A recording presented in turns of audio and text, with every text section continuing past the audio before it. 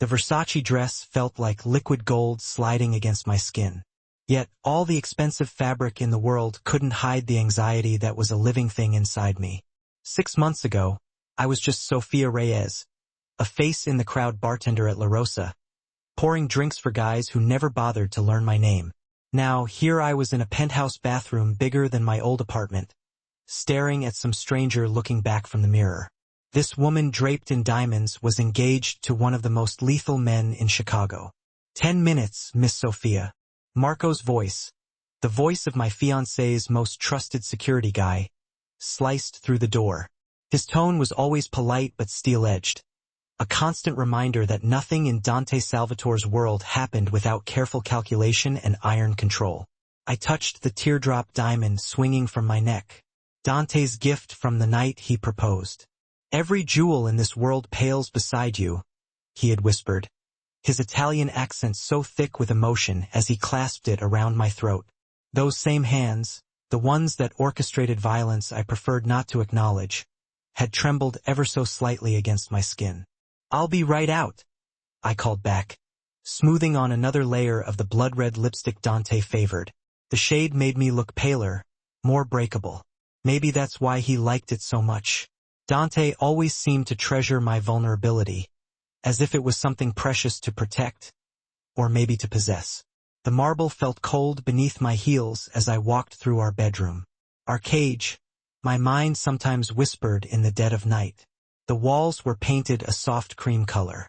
The furniture was all imported from Italy. Every detail was carefully curated by Dante's interior designer, with specific instructions to create a space guaranteed to make Sophia happy. I wondered if anyone had ever actually asked what really made me happy. The sounds of the engagement party drifted up from the lower floors of Dante's mansion. String quartet music, the clinking of champagne flutes, the kind of polite laughter that never felt genuine. I paused at the top of the grand staircase, my hand shaking a little on the banister. 50 steps separated me from the throng of Chicago's elite, most of whom were linked to Dante's business dealings in ways I'd learned not to question. "There you are, amore." The voice that had first mesmerized me 6 months ago cut through my thoughts. Dante stood at the bottom of the staircase, his 6'2" frame impossible to ignore in a custom-tailored black tuxedo. At 34, he carried himself with the easy authority of a man who had already conquered his world and staked his claim. His dark eyes locked onto mine, and even from this distance, I could feel the possessive intensity in them. I watched him climb the stairs toward me, his movements as smooth and silent as a predator's. He never broke eye contact, never glanced back at the guests who parted like the Red Sea as he moved. As far as Dante was concerned, they ceased to exist the moment he saw me. "You look breathtaking," he said when he reached me, his fingers gently tilting my chin up. "But you're late." There wasn't any anger in his voice, just an observation. But I still felt the weight of his disappointment. "I'm sorry," I whispered automatically. "I just needed a moment." Something flickered across his face. Concern, maybe, or suspicion. Dante saw everything. He noticed every micro-expression, every hesitation. That's what made him so successful in his world, and sometimes so terrifying in mine. "Are you having second thoughts, Tesoro?" His thumb brushed my lower lip, careful not to smudge the lipstick. "About us?" "No," I lied, because what choice did I have? 6 months into this whirlwind romance, and I was in too deep to even see a way out anymore. I'd fallen for him that night at La Rosa, when he'd left me a $5,000 tip and a note with his number. What had started like a fairy tale quickly morphed into something darker, more complicated, a labyrinth with Dante at its center, watching, waiting, loving me with an intensity that felt way too close to obsession. Dante smiled, but it was the kind of smile that didn't reach his eyes, only softened the harsh angles of his face. "Good, because you're mine now, Sophia. Forever." He took my hand, the 8-carat engagement ring flashing in the light. "Come on. Everyone is waiting to meet my future wife." As we walked down the staircase, his hand rested on the small of my back, both protective and possessive. I could feel the eyes of the guests following our every move, sizing me up, this outsider who had somehow managed to capture the heart of Dante Salvatore. Women with plastic surgery perfection and men with power etched into every line of their faces nodded in acknowledgement as we passed. Mr. Salvatore, an older man with silver hair, stepped forward. Congratulations on your engagement.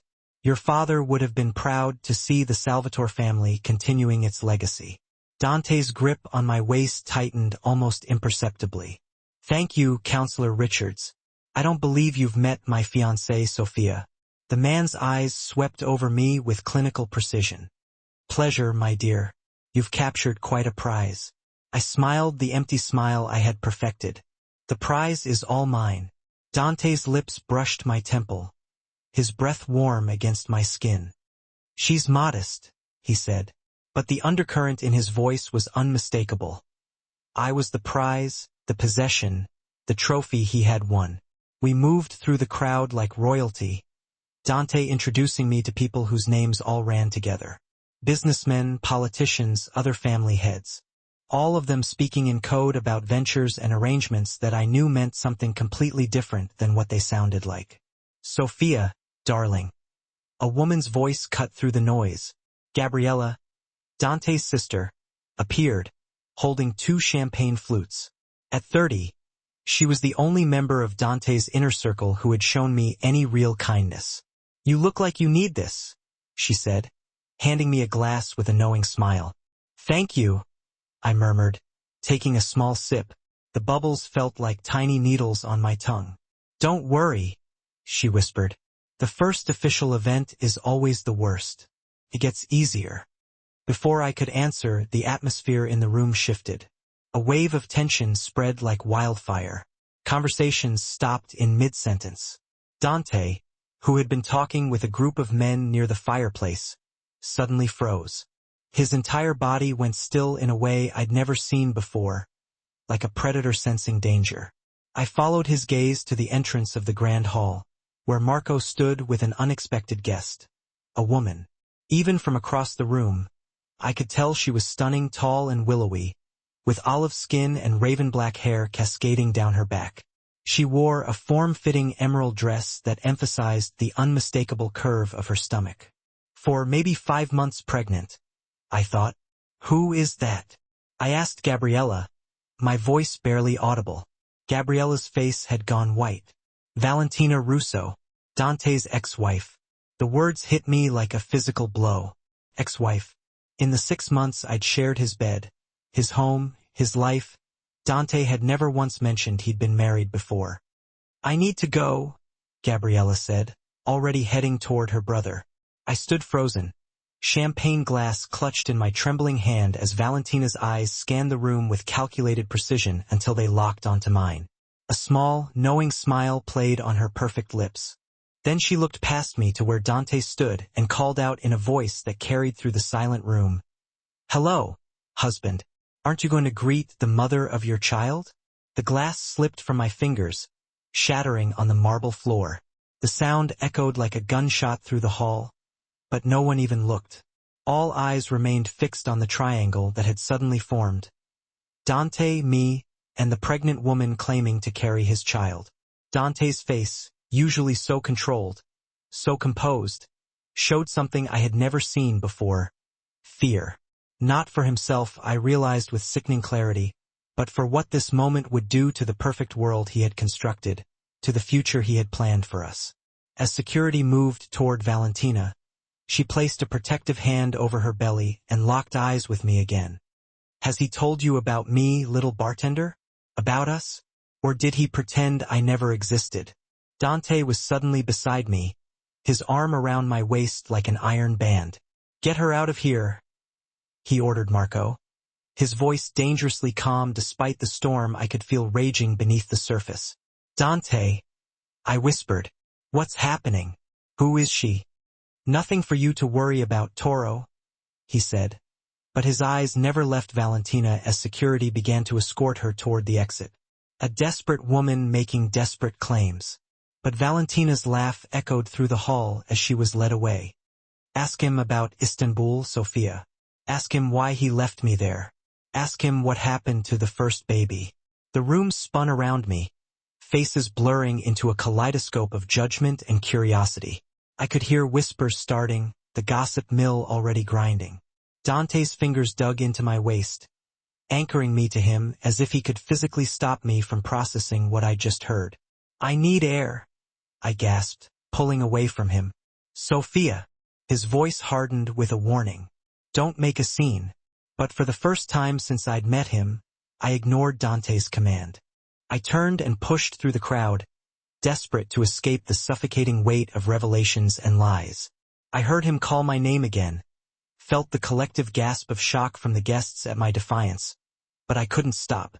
I stumbled onto the terrace, the cool night air hitting my flushed skin like a slap. The Chicago skyline glittered beyond Dante's estate grounds, lights twinkling with a freedom I suddenly realized I had surrendered, piece by piece. Since the night I accepted his number, his attention, his world. Sophia. He had followed me. Of course, Dante would never allow me to actually run, not even a few steps. I heard the glass door slide shut behind him, sealing us in our private drama while the party went on inside. "Look at me." I turned, tears blurring my vision. "You were married." "Yes." At least he didn't deny it. "And she's pregnant." His jaw tightened. "If she is, the child isn't mine." "How can you be so sure?" "Because I haven't been with her in over 2 years. He stepped closer. His cologne, sandalwood, and something uniquely him enveloped me. "She's trying to manipulate her way back into my life, into my fortune." "What happened in Istanbul?" I asked, remembering Valentina's parting shot. Something dangerous flashed in Dante's eyes. "Nothing you need to concern yourself with." "And the first baby? What did she mean?" Dante's hands gripped my shoulders, not hard enough to hurt, but firm enough to command my full attention. "Listen to me carefully, Sophia. Valentina is unwell. She has been since our divorce. Whatever she said tonight was designed to hurt me by hurting you. Do you understand?" I wanted to believe him. God help me, I still wanted to believe in the man I thought I knew. "I need the truth, Dante. All of it, or I walk out that door right now." The muscle in his jaw ticked as he studied my face, maybe measuring my determination against his need for control. Finally, he exhaled slowly. "Not here. Not with them watching." He nodded toward the glass doors, where I could sense, rather than see, the eyes of his associates trying to catch a glimpse of our private confrontation. "After the party?" "No," I said, finding a courage I didn't know I possessed. "Now, or this engagement is over." For a moment, I thought I had pushed too far.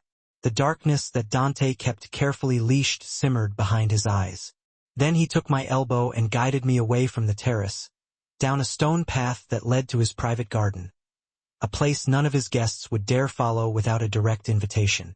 In the secluded gazebo, surrounded by roses he had imported from Italy because they reminded him of his mother's garden, Dante Salvatore prepared to tell me the truth that would either bind us together forever or break us completely. And I, Sophia Reyes, the bartender who had stumbled into a world of power and darkness, stood on the precipice of a decision that would change the course of my life.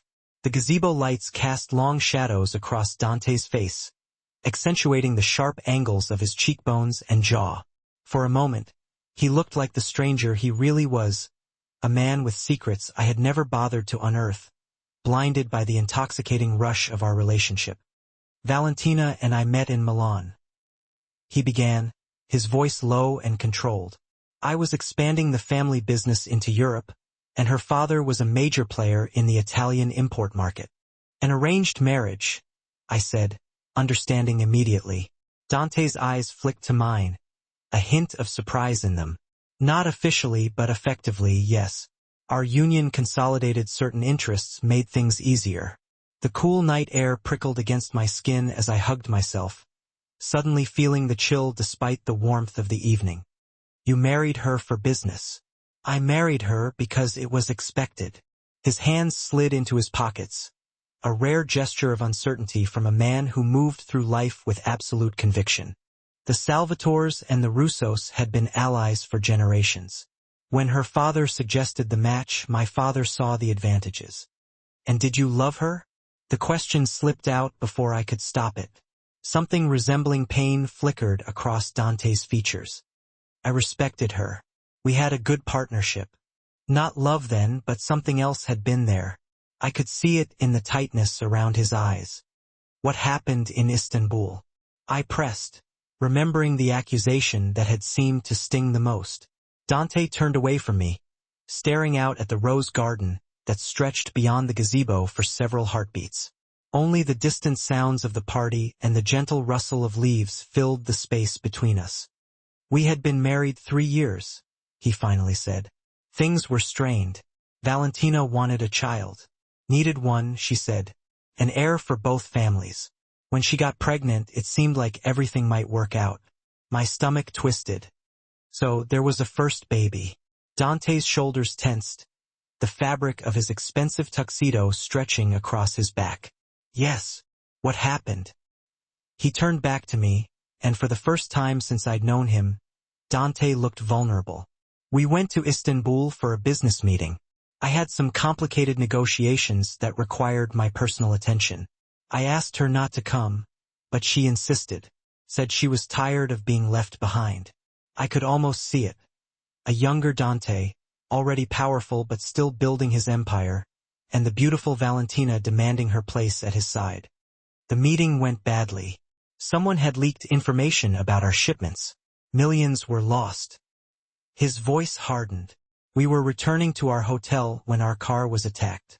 Professional hit, targeting me. A cold shiver ran through me. And Valentina was with you. She was 7 months pregnant. The weight of those words hung in the air between us. I didn't need him to continue to understand what had happened next. But he did anyway. She lost the baby. The doctor said the trauma, the stress. He shook his head. She blamed me, said I knew it was dangerous, that I should have protected them better. And she was right. I stepped closer, unable to stop myself from reaching for his hand. Dante, I'm so... He pulled away, and I felt the distance between us expand like a physical force. After that, everything changed. She changed, became reckless, self-destructive. Started using drugs to cope with the depression. I tried to help her, private doctors, rehab facilities. But she didn't want my help. She wanted revenge. I whispered. For the baby. For everything. Dante's eyes met mine, cold and distant now. She had an affair with Antonio Bianca, my father's right-hand man. The one person I was never supposed to doubt. The betrayal must have been devastating, not just personally, but in his world, where loyalty was currency and betrayal was punishable by death. What did you do? I asked, suddenly afraid of the answer. What do you think I did, Sophia? His voice was dangerously soft. I divorced her, gave her enough money to disappear and start over somewhere far away from me. And I dealt with Antonio as was necessary. The implication was clear, and I felt a chill that had nothing to do with the night air. This was the reality of loving Dante Salvatore, the darkness that lurked beneath the luxury and romance. And now she's back, I said, trying to process everything. Pregnant. If she's truly pregnant, the child isn't mine. His certainty left no room for doubt. We haven't been together since before the divorce was finalized, 2 years ago. Then whose? I don't know, and I don't care. Dante moved toward me with the fluid grace that had first captivated me, his hands coming to rest on my shoulders. All that matters is you, us, the life we're building.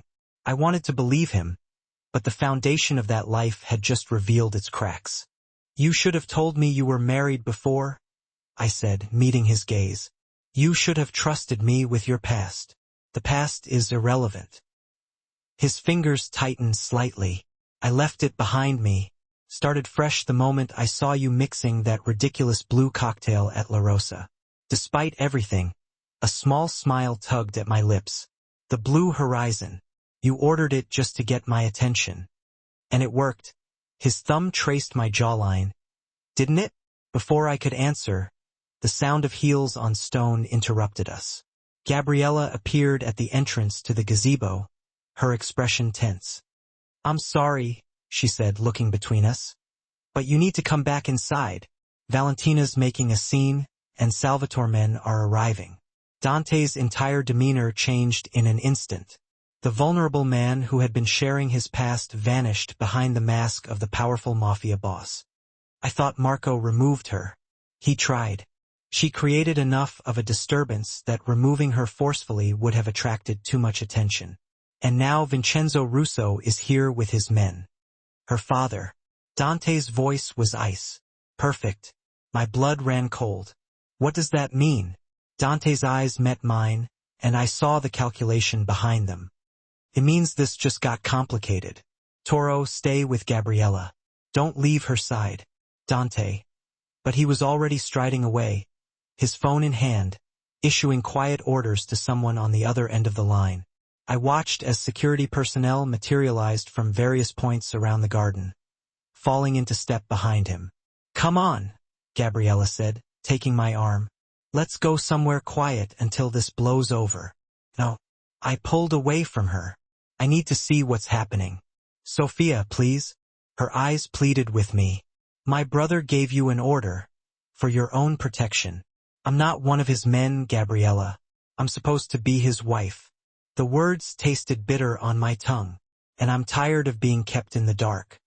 I moved past her, following the path Dante had taken back toward the mansion. Through the glass doors I could see the party had transformed. The social elite who had been mingling earlier had retreated to the perimeter of the room, while a new group of men, hard-faced, watchful, some with the telltale bulges of concealed weapons beneath their jackets, had formed a loose semicircle near the main entrance. Dante stood at the center of his own group, his posture relaxed but alert. Across from him, a distinguished older man with silver-streaked black hair was speaking, his hands moving in emphatic gestures. Between them, Valentina stood with regal posture, one hand resting protectively on her swollen belly. I slipped back into the room, staying close to the wall, trying to remain unnoticed as I moved close enough to hear. Insulting my daughter, Salvatore? Questioning the paternity of my grandchild?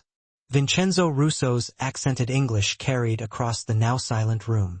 With all due respect, Vincenzo, Dante replied, his voice controlled but cold. Your daughter showed up uninvited to my engagement party, making claims that are demonstrably false. We haven't been together in over 2 years. Valentina's laugh was bitter. Is that what you tell yourself, Dante? That night in Rome 6 months ago. Was I imagining that? My heart stuttered in my chest. 6 months ago. Right around the time Dante and I had first met. There was no night in Rome, Dante said flatly. I haven't set foot in Italy since last year's meeting in Naples. Liar. Valentina's eyes flashed. You were there for the Genovese auction. We had dinner at Il Palio. You took me back to your hotel afterward. I watched Dante's face for any flicker of recognition, any hint of guilt. His expression remained impassive. As entertaining as your delusions are, Valentina, I was in Chicago 6 months ago. You can check the flight records, security footage, credit card statements. I wasn't in Rome. You're trying to gaslight me again, she hissed, turning to address the stunned guests. This is what he does. Manipulates, lies, makes you think you're crazy. He did it our entire marriage. Vincenzo placed a restraining hand on his daughter's arm. Enough, Valentina. This isn't the place. When is the place, Papa? Her voice cracked with emotion. He abandoned me after I lost our baby. Left me broken while he moved on without a second thought. And now he's doing it again. Denying his own child. The room was so silent you could hear the ice melting in abandoned drinks. I felt exposed suddenly, as if every eye had turned to me. The replacement, the new woman Dante had chosen. I'm not denying anything that's mine, Dante said, his voice dangerously soft. But this child isn't mine, Valentina, and I think you know that. She stepped toward him, close enough that they could have touched. Look me in the eye and tell me you didn't come to me that night in Rome. That we didn't fall back into old patterns just for one night. Something shifted in Dante's expression. Not guilt exactly, but hesitation, a fraction of a second's pause that no one else might have noticed, but I did. I didn't, he said, holding her gaze. And we both know who the father really is. Valentina's hand shot out, slapping Dante across the face with enough force to turn his head. The sound cracked through the room like a gunshot. In an instant, Dante's security moved forward, but he held up a hand, stopping them. Vincenzo's men had also tensed, hands moving toward weapons. The situation balanced on a knife's edge. "Enough," Dante said, his voice carrying a finality that seemed to ripple through the room. "Marco, please escort Miss Russo and her father out. The party is over." As security began ushering guests toward the exit, Dante's eyes found mine across the room. The look in them was unreadable, part apology, part warning, part something darker I couldn't name. Valentina followed his gaze, her eyes locking with mine. "Poor little Sophia," she called out, her voice carrying over the murmurs of the departing guests. "You think you're different, special? I was you once. Young, in love, believing I could tame him." Her laugh sounded forced and unnatural, brittle as glass about to shatter. "Ask yourself why he chose a bartender when he could have anyone. It's because you're easily molded, easily controlled. No family connections, no power of your own." Marco took her arm, gently trying to steer her away, but she resisted his efforts. "He'll consume you," she continued, her eyes never breaking contact with mine. "Take everything. Leave nothing. And when he's done, when you're broken like I was, he'll just find another girl to replace you. That's enough." Dante's voice sliced through the room like a razor. But Valentina wasn't finished as Marco finally managed to lead her toward the exit. She called back over her shoulder, "Check his phone, Sophia. The second one he keeps in his office safe. Ask him about Celeste." And then she was gone, leaving behind a room so thick with tension you could practically taste it, along with a host of unspoken questions hanging in the air. The remaining guests practically stampeded toward the exits, murmuring insincere apologies and goodbyes that did little to disguise their eagerness to spread the night's juicy gossip. Within minutes, only Dante's inner circle remained. His security team, Gabriella, a few trusted lieutenants, and me, standing alone by the wall where I had desperately tried to fade into the background during the confrontation. Dante conferred quietly with his men, issuing instructions in low, urgent tones that spoke of the gravity of the situation. Occasionally, his eyes would flick to me, checking that I was still there, still his, a silent reassurance amidst the storm. Finally, as the last of his men dispersed to carry out their assigned tasks, he approached me. His composure had returned fully, not a hair out of place despite the chaos of the evening. Only the faint red mark on his cheek from Valentina's stinging slap hinted that anything at all had happened. "I'm sorry you had to witness that," he said, reaching for my hand, his voice smooth and controlled. I let him take it, but my fingers remained limp and unresponsive in his grasp. "Who is Celeste?" I asked, cutting straight to the heart of the matter. Dante's expression instantly hardened, a subtle shift that spoke volumes. "No one you need to concern yourself with. That's not an answer. It's the only answer you're getting tonight." His tone softened slightly as he reached out and gently brushed a strand of hair from my face, the gesture almost tender. "It's been a difficult evening. You should rest." "I don't want to rest, Dante. I want the truth." I pulled my hand from his. All of it this time. His eyes darkened, a storm brewing within their depths.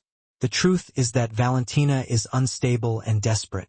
She's using this pregnancy, whoever's child it really is, to try to force her way back into my life, back into my wallet more accurately. And Rome 6 months ago? I told you I wasn't there." I could see the hesitation in his eyes when she had asked, a brief flicker of uncertainty. A muscle ticked involuntarily in his jaw. I was considering how to respond without humiliating her further in front of her father. It was a perfectly reasonable explanation, logical and well-constructed, but something deep inside me just didn't feel right. It was the same instinct that had warned me about certain customers at the bar when I worked at La Rosa, the nagging sense that someone wasn't being entirely truthful. "I need to be alone tonight," I said, watching his face carefully, searching for any telltale sign of deception. Anger flashed in his eyes, a brief, uncontrolled spark that was quickly suppressed. "You're upset. Understandably so. But isolating yourself isn't the solution. It's not a solution, Dante. It's a request. I held his gaze, refusing to back down. I need space to think. For a moment I thought he might refuse, deny me this small measure of independence. Dante Salvatore wasn't accustomed to having his wishes denied, especially not by those closest to him. But after a long, tense pause, he nodded once, a reluctant concession. You can use the East Wing guest suite. Not our bedroom, but not sending me away either, a carefully calculated compromise that kept me under his roof, within his reach.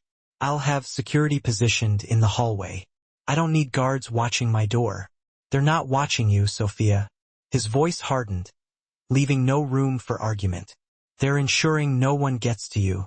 Valentina's return has complicated things. Until I'm certain of her intentions and her father's position, extra precautions are necessary. The stark reality of my situation crashed over me like a tidal wave, a cold and unwelcome awakening. This wasn't just a messy relationship drama, a lover's quarrel gone wrong. It was a potential power struggle between powerful, ruthless crime families, and I was caught squarely in the middle. Fine, I conceded, suddenly exhausted by the weight of it all. The East Wing. Dante's expression softened, the hard edges momentarily receding, and he reached out, his fingers gently brushing my cheek in a familiar gesture of affection. This will pass, Sorrow. By tomorrow everything will be clearer. But as I walked away from him toward the cold, sterile solitude of the guest suite, I couldn't shake Valentina's venomous words from my mind. Ask yourself why he chose a bartender when he could have anyone. The second phone hidden away in his office safe. Celeste. The woman I had seen tonight was either dangerously unhinged, a woman driven mad by jealousy and rejection, or she was desperate to communicate some vital truth that she thought I desperately needed to know. And until I knew which, until I could separate fact from fiction, sleep would be impossible. As the security detail fell into step behind me at a respectful distance, their presence a constant, silent reminder of my gilded cage, I made a decision that sent a shiver of both fear and determination coursing through me. Tonight, while Dante was busy managing the fallout from Valentina's dramatic appearance and dealing with the delicate political dance with her father, I would find that second phone. I would discover for myself exactly what kind of man I had blindly agreed to marry. The East Wing guest suite was palatial, opulent, like everything else in Dante's sprawling mansion, but it felt strangely cold, impersonal, devoid of any real warmth or character. The king-sized bed with its luxuriously soft Egyptian cotton sheets and the enormous marble bathroom with its rainfall shower were extravagant luxuries I had quickly grown accustomed to over the past few months. Yet tonight, they felt less like a privilege and more like part of my gilded cage, beautiful, seductive distractions from the unsettling truth I was beginning to suspect lay buried just beneath the carefully constructed surface of my seemingly perfect relationship with Dante. I paced the plush carpet, the thick pile muffling my footsteps, as Valentina's words continued to echo relentlessly in my mind, each repetition chipping away at my carefully constructed facade of trust. Ask him about Celeste. Who was she? Another scorned ex-wife seeking revenge? A secret lover hidden away in the shadows? Someone from Dante's mysterious past that he had conveniently and deliberately failed to mention? From the expansive window, I could see the last of the departing guests' vehicles finally leaving through the estate's imposing wrought iron gates, their taillights disappearing into the darkness. Security personnel patrolled the meticulously manicured grounds, their dark figures moving with practiced precision and watchful eyes through the landscaped gardens, a silent, ever-present force.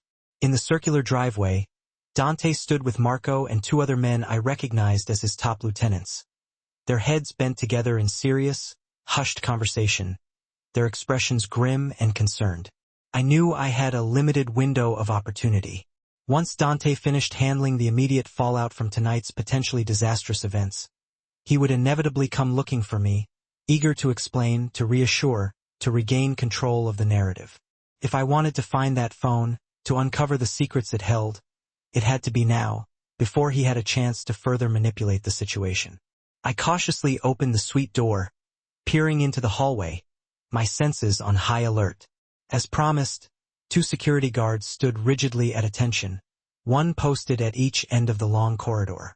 The one nearest my door, Paolo, I remembered, nodded respectfully in my direction. "Is everything all right, Miss Sophia?" he asked, his voice polite but firm. "Yes." I forced a reassuring smile, hoping it looked more convincing than I felt. I forgot my medication in the main bedroom, the stuff I take for anxiety, and I need to get it." The lie came easily, almost too easily, surprising me with its effortless execution. Just 6 months ago, I couldn't even call in sick to work without stammering and stumbling through a web of flimsy excuses. Paolo hesitated, a flicker of doubt crossing his face. "I can have someone bring it for you, miss," he offered, his eyes searching mine. "No, I know exactly where it is, and it'll just take a minute," I said quickly, stepping confidently into the hallway and pulling the suite door closed gently behind me. "Unless Mr. Salvatore left orders that I'm to be strictly confined to that room?" A flash of uncertainty crossed Paolo's face, his eyes darting nervously between me and the closed door. Dante hadn't explicitly forbidden me from moving freely around the house. That would have been far too controlling, far too obvious. But the unspoken implication had been clear. I was to stay put. "Of course not, miss," he said, his voice carefully neutral. "Would you like me to escort you?" "That won't be necessary," I said quickly, cutting him off before he could offer any further assistance. "I know my way around my own home." The words felt strange and unfamiliar on my tongue as I spoke them. My home? Was it really mine? Or was it just another extravagant possession of Dante's that I had been temporarily permitted to share? A gilded cage masquerading as a sanctuary? Paolo nodded slowly, still looking slightly uneasy. "I'll inform the boss that you've gone to the main bedroom," he said, his words setting a firm deadline on my mission. That gave me a limited time frame. I needed to be quick, efficient, and discreet if I wanted to succeed. I moved quickly but casually through the east wing toward the grand staircase, my bare feet silent on the cool, polished marble floor. The mansion was eerily quiet now, the remnants of the party's earlier chaos replaced with a heavy, almost palpable stillness that seemed to watch my every move, amplifying the sound of my own racing heartbeat. Instead of heading straight to the main bedroom as I had pretended, I took a sharp right at the bottom of the stairs, moving purposefully toward Dante's private office, my heart pounding against my ribs with each step, each beat a frantic warning of the danger I was courting. I had never, not even once, entered this room without Dante being present. It was his sanctuary, his command center, a strictly off-limits zone to everyone except his most trusted inner circle. And I was about to brazenly violate that trust, to cross a line that could have irreparable consequences. The door was locked, of course, but 3 months ago, after a long night fueled by too much expensive wine and filled with passionate promises whispered in the dark, Dante had shown me where he kept the spare key, a gesture that now felt more calculated than romantic. "In case of emergencies," he had said, his voice low and intimate. At the time, it had seemed like the ultimate gesture of trust, a sign that he was truly opening up to me, letting me into the most private aspects of his life. Now, I wondered if it had been nothing more than a carefully orchestrated test, a way to gauge my curiosity, my obedience, my loyalty. The small, intricately decorated box on the hallway console table slid open with a gentle push, revealing the small, ornate key nestled innocently inside, its presence a silent invitation to betray the trust one had been given. I glanced nervously over my shoulder, listening intently for any approaching footsteps before quickly and carefully unlocking the office door and slipping silently inside, my heart hammering against my ribs like a trapped bird desperate to escape. Dante's distinctive scent hit me immediately, filling my senses with a familiar mix of sandalwood, expensive cologne, and something else, something uniquely him, a subtle masculine fragrance that was both comforting and intoxicating. The room was meticulously organized, almost obsessively so, everything in its place. A massive mahogany desk, the undisputed centerpiece of the room, faced the door, dominating the space with its imposing presence. Behind it, floor-to-ceiling windows offered a breathtaking view of Chicago's glittering skyline, a dazzling panorama of light and steel. Bookshelves lined the walls, filled with impressive leather-bound volumes that I strongly suspected were more for show, carefully curated for their aesthetic appeal rather than for any actual reading.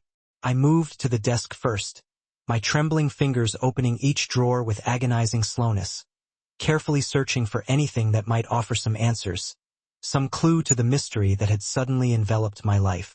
I found neatly organized business documents, contracts filled with unfamiliar names I didn't recognize, and then, in the bottom drawer, a sleek, deadly-looking pistol that made my blood run cold, but still no phone.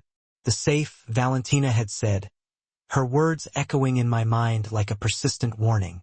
My eyes scanned the room, desperately searching for any sign of a hidden safe, and finally landing on the large painting hanging to the right of the desk. It was a dark, moody landscape of the Italian countryside, its somber tones reflecting the hidden depths of Dante's personality. It was the only piece of art in the otherwise minimalist office, and it hung at perfect eye level, positioned for maximum impact. Too obvious, I thought, my mind racing. Dante was far too intelligent, too sophisticated to hide something so important in such a predictable place. I moved to the bookshelf, running my fingers along the spines of the leather-bound books, searching for anything that seemed even slightly out of place. A gap in the rows, a book that was too loose or too tight, anything that might indicate a hidden mechanism. But there was nothing.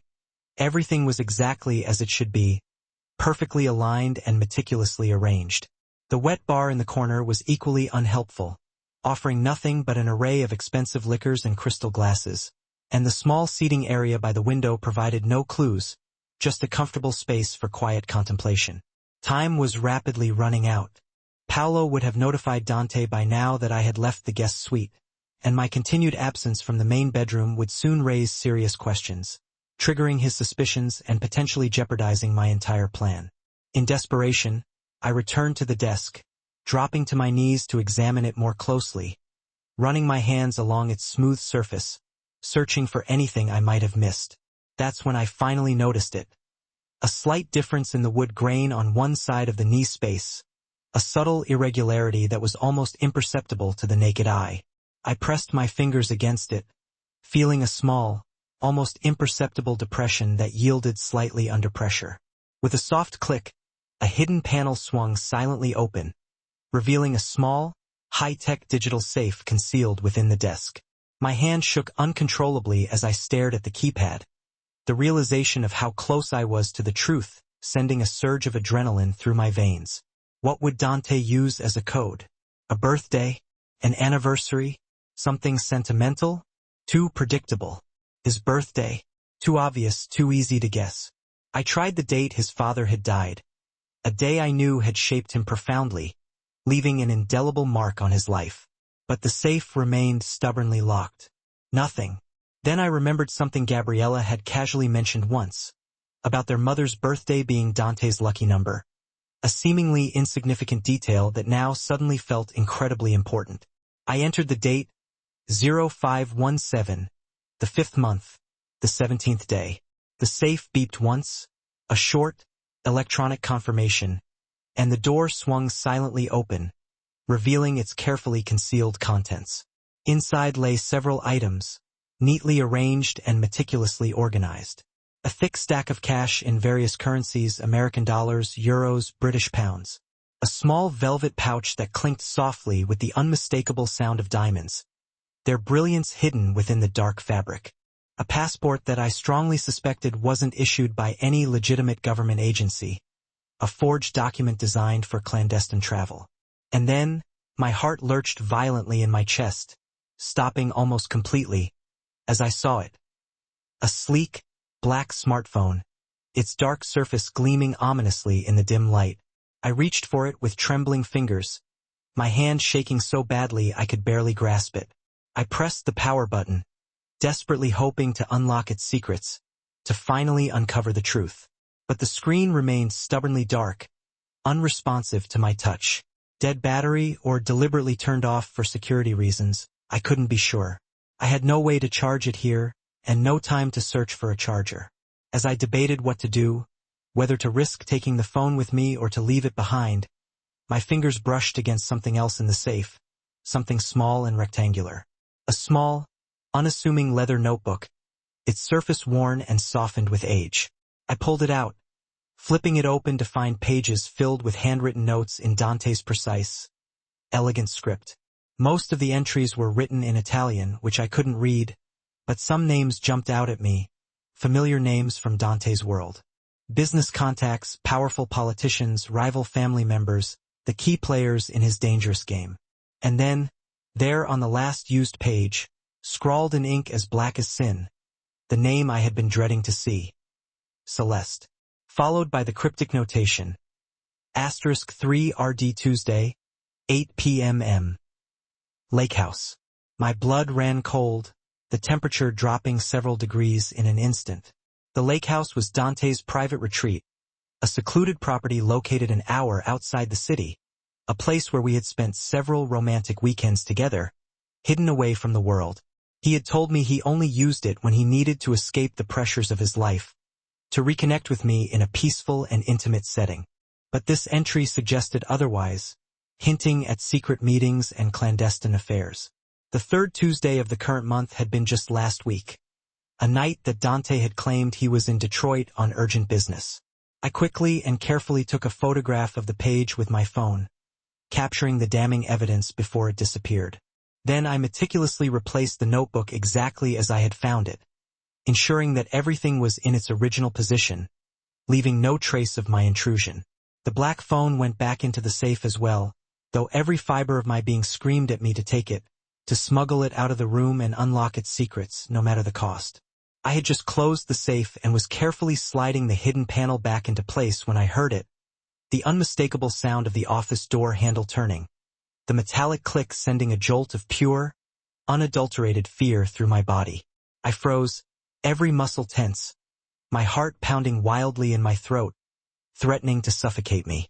The door swung slowly open, and Dante stood framed in the threshold, his expression unreadable, his eyes like chips of ice. For a long, agonizing moment, neither of us spoke. The silence stretched taut between us, thick with unspoken accusations. His eyes slowly took in the scene, cataloging every detail. Me kneeling behind his desk, the slight disarray of papers I hadn't managed to perfectly replace, the guilty flush I could feel spreading across my cheeks like a brand. "What are you doing in here, Sophia?" he finally asked, his voice soft, almost conversational, which was somehow more terrifying than if he had shouted. I stood slowly, deliberately, smoothing down my dress with hands that wouldn't stop trembling, the movement doing little to calm my racing nerves. "I was looking for you. In my private office, behind my desk." Each word was measured, precise, controlled, laced with an undercurrent of barely suppressed anger. The lie died on my lips, a useless, pathetic attempt at deception. Dante could always tell when I was lying. It was one of the things that had initially attracted me to him. His uncanny ability to see through people's pretenses, to understand what they really wanted, to cut through the surface and see the truth that lay beneath. Only now did I realize how dangerous that ability could be when turned against me. "Paolo said you were going to our bedroom for medication." Dante stepped fully into the room, closing the door quietly behind him with a soft click that sounded ominously like a jail cell locking, trapping me inside. "Yet here you are, in a room you know is off-limits without my express permission." I needed answers, I said, deciding that partial honesty was my only defense, the only way to salvage something from this disaster. "After everything that happened tonight, can you really blame me?" Dante moved toward me, his steps unhurried, deliberate, almost predatory, like a hunter stalking his prey. "And did you find what you were looking for?" he asked, his eyes fixed on mine, his gaze intense and unwavering. I swallowed hard, trying to moisten my suddenly dry throat. "Who is Celeste?" Something flickered in his eyes, a brief flash of surprise, followed quickly by a barely perceptible hint of anger. "You went through my things." It wasn't a question, it was a statement of fact, but I answered anyway, choosing to confront the accusation head-on. "Yes."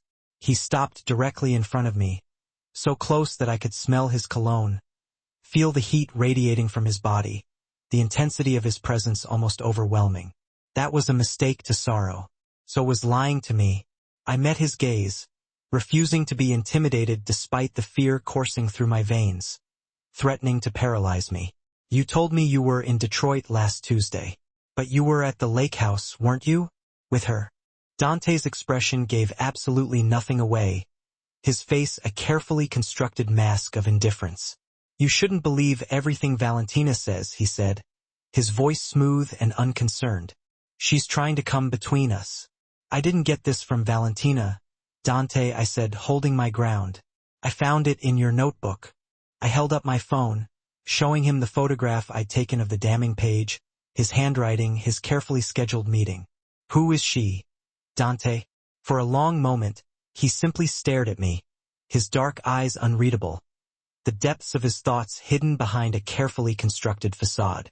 Then he sighed, a rare gesture of frustration, and ran a hand through his perfectly styled hair, a habit I'd only seen him do a handful of times, usually when he was under immense pressure. Celeste isn't a woman, Sophia. It's a code name for a business venture, he said, his voice calm and measured. What kind of business requires secret meetings at your private lake house? His jaw tightened, a subtle sign of his growing irritation. The kind of business that keeps us safe, that keeps you living in luxury instead of mixing drinks for minimum wage and tips. The barb stung, hitting its mark with ruthless precision, reminding me of the vast difference in our backgrounds, in our power, in the very foundations of our lives. If it's just business, why hide it from me? Why lie about where you were? Because some things are better kept separate from our personal life, he said, his voice softening slightly. He reached for me, his fingers brushing my cheek in a gesture that would have seemed tender if not for the cold steel that I could now see lurking behind his eyes. I don't burden you with the uglier aspects of what I do. That's a protection, not a deception. I wanted to believe him, desperately, with every fiber of my being. Part of me, the part that had fallen hopelessly in love with his intensity, his confidence, his unwavering focus on me, desperately wanted to accept this explanation and return to the carefully constructed fantasy of our life together. But Valentina's venomous words continued to echo relentlessly in my mind, poisoning my thoughts. Ask him about Celeste. Show me the phone, I said suddenly, the words bursting out of me before I could stop them. Dante's hand stilled against my skin, his touch suddenly feeling cold and unwelcome. What? The second phone. The one in your safe. If Celeste is just a business matter, then show me the phone. Prove Valentina wrong. His expression hardened, his eyes narrowing dangerously. I don't have to prove anything to you, he said, his voice cold and dismissive. Actually, you do. I stepped back from his touch, putting some distance between us, emphasizing my newfound resolve. If you want me to marry you, if you want me to trust you, you have to start being honest with me. All of it, Dante. Not just the parts you think I can handle. For a moment, I thought I had pushed too far, crossed an invisible line that I couldn't uncross. Something dangerous flashed in his eyes, a glimpse of the ruthless man his enemies feared, not the lover I thought I knew. Then, without a word, he moved past me to the desk, his movements fluid and purposeful.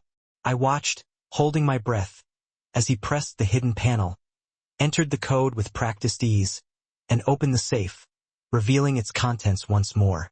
When he turned back to me, he held the sleek black phone in his hand, his expression unreadable. Here, he said, offering it to me. See for yourself. I took it, surprised by his sudden and unexpected capitulation. The phone was sleek and expensive, not unlike his primary device, the same brand, the same level of sophistication. I pressed the power button, and to my surprise, it came to life immediately, the screen lighting up with a soft glow. Not dead after all, just deliberately turned off. The screen prompted me for a passcode. 0517. Dante said quietly, his voice devoid of emotion. The same as the safe. I entered the digits, my fingers still trembling slightly, and the phone unlocked, revealing a sparse home screen with only a few apps. Messaging, phone, photos, and notes. No social media, no games, nothing personal at all. With Dante watching my every move, I opened the messaging app, bracing myself for what I might find. There were only a few conversations, all with contacts listed by single initials or cryptic code names. I tapped on the contact labeled C and found a series of short, cryptic exchanges, all seemingly devoid of any personal emotion. Shipment secured, transit as planned, new terms acceptable, paperwork with attorney, meeting confirmed, lake house, security protocols in effect. I scrolled through more messages, all similarly vague and businesslike, all clearly related to some kind of complex and potentially illegal business dealings. Nothing romantic, nothing personal, nothing to suggest that Celeste was a woman Dante was secretly seeing behind my back. Satisfied? Dante asked, his voice neutral, his expression unreadable. I handed the phone back to him, feeling simultaneously relieved and utterly foolish. Why all the secrecy? The code names, the second phone? My business operates in gray areas, Sophia, you know this, he said, returning the phone to the safe and closing it with a decisive click. The less that can be traced directly to me, the safer we all are. And Rome? I asked, remembering Valentina's other damning accusation. Were you there 6 months ago? Dante leaned against the desk, studying me intently, his eyes searching mine, trying to gauge my reaction. No, I was here in Chicago. The night I met you. She seemed so certain. Valentina has convinced herself of many things that simply aren't true, he said, his expression softening slightly. After she lost the baby, after the divorce, she struggled. Drugs, alcohol, delusions. I tried to help, but she refused me at every turn. And now she's pregnant, I said, my voice barely a whisper. With someone else's child? Yes. Dante pushed off from the desk, moving toward me again, closing the distance between us and using that child to try to claw her way back into a life that no longer exists. A life I've rebuilt with you. His hands found my waist, drawing me closer, his touch sending a confusing mix of signals through my body. Despite everything, my body responded to his touch, to the familiar heat that always sparked between us, the undeniable chemistry that had drawn me to him in the first place. I'm sorry I didn't tell you about her, he murmured, his lips brushing my temple in a gesture that would have seemed genuinely tender if not for the lingering doubts that still plagued my mind. I wanted to leave the past in the past. Start fresh with you. No more secrets, I whispered, wanting desperately to believe that we could somehow move forward from this night, that we could put Valentina's accusations behind us and rebuild our shattered trust. Promise me. No more secrets, he agreed, his voice low and intimate, though something in his tone, something subtle and almost imperceptible, made me wonder if he was being entirely truthful, if there were still hidden depths that he wasn't willing to reveal. But I was tired, physically and emotionally exhausted from the night's tumultuous revelations, the constant barrage of accusations and denials, the dizzying roller coaster of emotions. And Dante's arms felt safe, despite everything that had happened. A welcome harbor in the storm that Valentina had so abruptly and unexpectedly brought crashing into our lives. As he led me from the office back toward our main bedroom, not the cold, impersonal guest suite, a silent acknowledgement that we would not be separated tonight, that we would face this crisis together, I deliberately pushed my lingering doubts aside, burying them deep within my subconscious. The phone had shown nothing overtly suspicious, no evidence of an affair, no indication that Celeste was anything more than a business contact. Dante had given a reasonable explanation for the secret meetings at the lake house, a plausible explanation for all the secrecy. Perhaps Valentina truly was delusional, driven by jealousy and bitterness to try to destroy what Dante and I had built, to tear down the life we had created together. Yet, as we passed a window overlooking the front gates, I noticed a sleek black sedan still parked just outside, its engine running, its headlights casting long, ominous shadows. Vincenzo Russo's car, waiting patiently in the shadows like a predator biding its time, waiting for the opportune moment to strike. This wasn't over, I realized with a growing sense of unease. Whatever game Valentina was playing, whatever her true motivations, tonight had been only the opening move, a calculated gambit designed to destabilize and unsettle. And as I slipped between the silk sheets of Dante's bed, our bed, the place where I had felt safest and most loved, I couldn't shake the nagging feeling that I was missing something crucial, something vital that might change everything if only I could see it clearly. I curled against Dante's warm body as he pulled me close, his breathing evening out as he quickly drifted towards sleep, his exhaustion evident in the way he instantly relaxed in my arms. But my eyes remained wide open, staring into the darkness, my mind replaying Valentina's desperate warnings like a broken record. Ask him about Celeste. Check his phone. I had done both, and found nothing to definitively confirm her accusations. Yet the doubt remained, a small, persistent voice whispering in the back of my mind that perhaps I had only seen what Dante wanted me to see, that I had been manipulated into believing a carefully constructed lie, that the truth, like so much in his world, might be deliberately hidden beneath layers of careful deception, waiting to be uncovered. As sleep finally claimed me, dragging me down into its murky depths, one certainty remained. I loved this man beside me, this complex, dangerous, possessive man who had swept me from my ordinary life into his extraordinary one. But for the first time since we'd met, I wasn't sure if I could fully trust him, if the love I felt was enough to overcome the growing sense of unease that now permeated every aspect of our relationship. Morning came with the soft, golden light filtering gently through the custom blinds that Dante had personally selected and installed, designed to wake us gradually, gently, without the jarring intrusion of harsh sunlight, one of his many thoughtful and considerate touches. I reached across the bed, instinctively seeking his warmth, finding only cool, empty sheets where his body should have been. "Dante?" I called, sitting up in bed, my heart skipping a beat. The bedroom door opened, but instead of Dante, Gabriella entered the room, carrying a tray laden with coffee and pastries, her expression carefully composed, almost unnaturally so. But I could see the faint signs of tension etched around her eyes, the subtle telltale signs of stress that she couldn't quite conceal. "Good morning," she said, setting the tray on the bedside table with a practiced ease. "I thought you might be hungry. Where's Dante?" I asked, accepting the coffee she offered, my voice betraying my growing anxiety. "Handling the situation," Gabriella said, choosing her words carefully. "Valentina's appearance last night complicated things. The events of the previous evening came rushing back to me in a flood. The tension-filled party, the explosive confrontation, my clandestine discovery in Dante's private office. What does that mean exactly?" "Handling the situation," I repeated, my mind racing, trying to decipher the coded language. Gabriella hesitated, clearly weighing how much to reveal, how much to confide in me. "Vincenzo Russo isn't just Valentina's father," she said finally, her voice low and serious. "He controls significant portions of the import business on the East Coast. His alliance with our family has kept certain competitive pressures at bay. And now that alliance is threatened because of me," I said, the full weight of the situation finally dawning on me.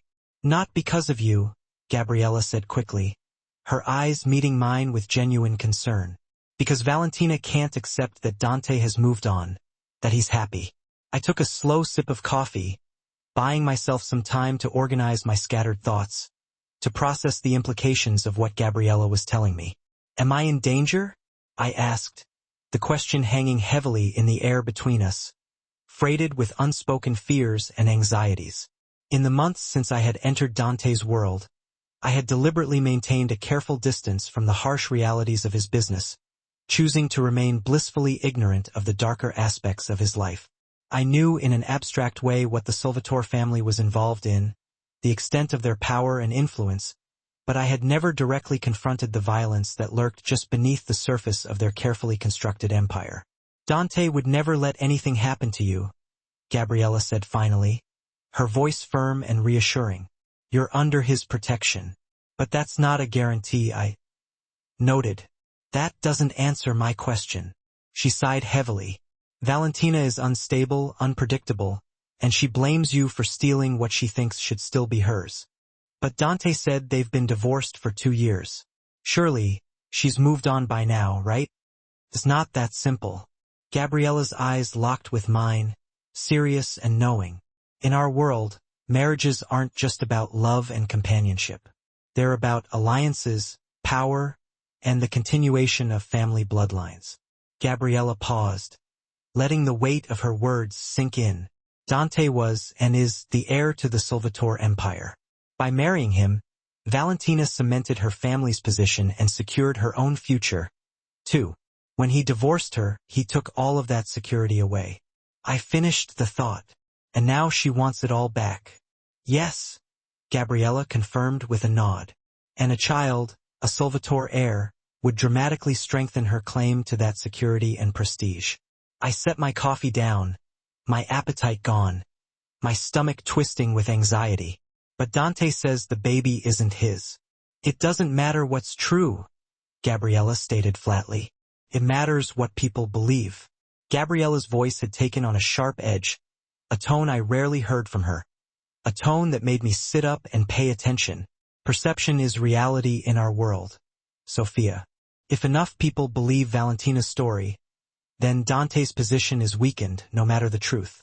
The realization hit me like a wave of icy water, a bone-chilling clarity washing over me. And so is mine, she nodded gravely. Which is why he's meeting with Vincenzo now, trying to resolve this mess before it escalates any further and spins completely out of control. I should be there, I said, throwing back the covers ready to go. If this involves me, then I have a right to be part of the conversation. Gabriella gently caught my arm, stopping me. Dante gave explicit instructions that you are to remain here, where it's safe. I'm not one of his soldiers, Gabriella, I said, pulling away from her grasp, feeling a surge of anger and frustration. I'm supposed to be his partner. And as his partner, you need to trust him to handle this. She countered, her voice softening, pleading.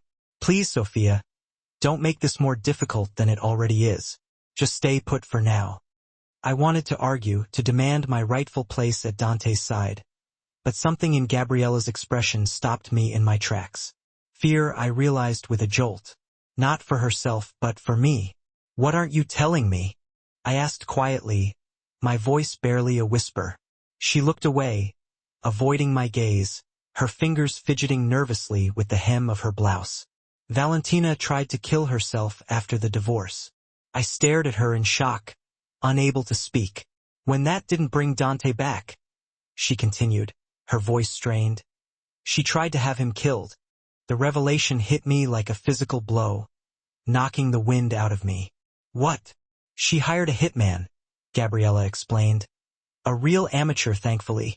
He approached one of Dante's men instead, looking for inside information on Dante's schedule, his movements. She paused, her face grim. He was dealt with, of course. Gabriella's voice had gone completely clinical, detached, as if reciting a police report. Valentina spent 6 months in a private psychiatric facility afterward. Gabriella paused, her face grim. Her father convinced Dante not to retaliate any further, given her fragile mental state. My mind reeled, trying to process this shocking new information. And now she's back, pregnant, claiming the child is Dante's. Yes. Gabriella met my gaze again, her expression serious. Which is why you need to stay here, protected, until Dante resolves this nightmare once and for all. I sank back onto the bed, feeling the weight of the world on my shoulders, trying to process everything I had just heard. The woman I had seen last night, elegant, composed, articulate, had tried to have Dante killed, had been institutionalized, and was now brazenly inserting herself back into our lives, making outrageous claims that threatened everything Dante and I had built together, everything we held dear. What does Dante think she wants? I asked finally, my voice hollow. Money, most likely. Recognition of the child as a Salvatore, which would automatically entitle both her and the baby to family resources and protection. Gabriella shrugged, her expression weary. Or perhaps it's simpler than that. Perhaps she just wants to hurt him as much as she believes he hurt her, by taking away what he loves, by targeting you. The thought sent a chill through me, despite the warm sunlight streaming through the windows. I need to see him, I said, standing again resolute. Now Gabriella opened her mouth to object, but then seemed to think better of it, hesitating. Get dressed, she said, her voice resigned. I'll take you to him. But Sophia, she added, her eyes holding a warning, be prepared.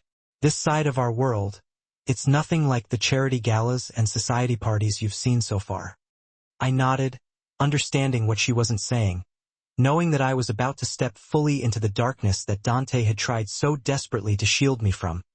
The real business of the Solvatore family, the brutal realities that lurked beneath the glittering surface.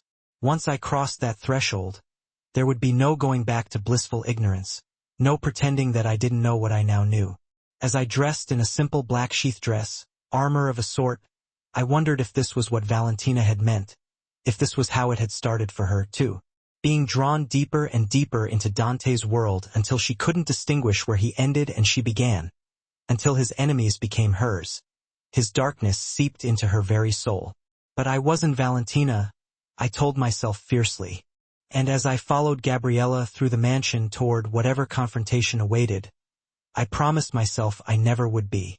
Gabriella led me through parts of the mansion I had rarely visited, down a service elevator, through a long corridor where armed men nodded respectfully as we passed, and finally to a heavy wooden door reinforced with steel. The basement level, I realized, Dante's real office, not the elegant facade he maintained upstairs for show. She paused, her hand hovering over the electronic keypad beside the door. "Last chance to turn back, Sophia," she said, her voice low. "Some things, once seen, can't be unseen." "I need to know what I'm walking into," I said, my voice steadier than I felt, determined to face whatever was coming. All of it, not just the parts Dante thinks I can handle. Something like respect flickered in her eyes. She entered a code, and the door unlocked with a soft click. The room beyond was surprisingly modern, a stark contrast to what I expected. Gleaming concrete floors, recessed lighting, and sleek technology that clashed sharply with the old-world opulence of the mansion above. A long conference table dominated the space, around which sat Dante and 4 men I recognized as his top lieutenants, all of them looking grim and serious. At the opposite end, Vincenzo Russo sat alone, his silver hair immaculate, his posture relaxed despite being deep in the heart of Solvatore territory. All conversation ceased abruptly as we entered the room, the tension in the air thick enough to cut with a knife.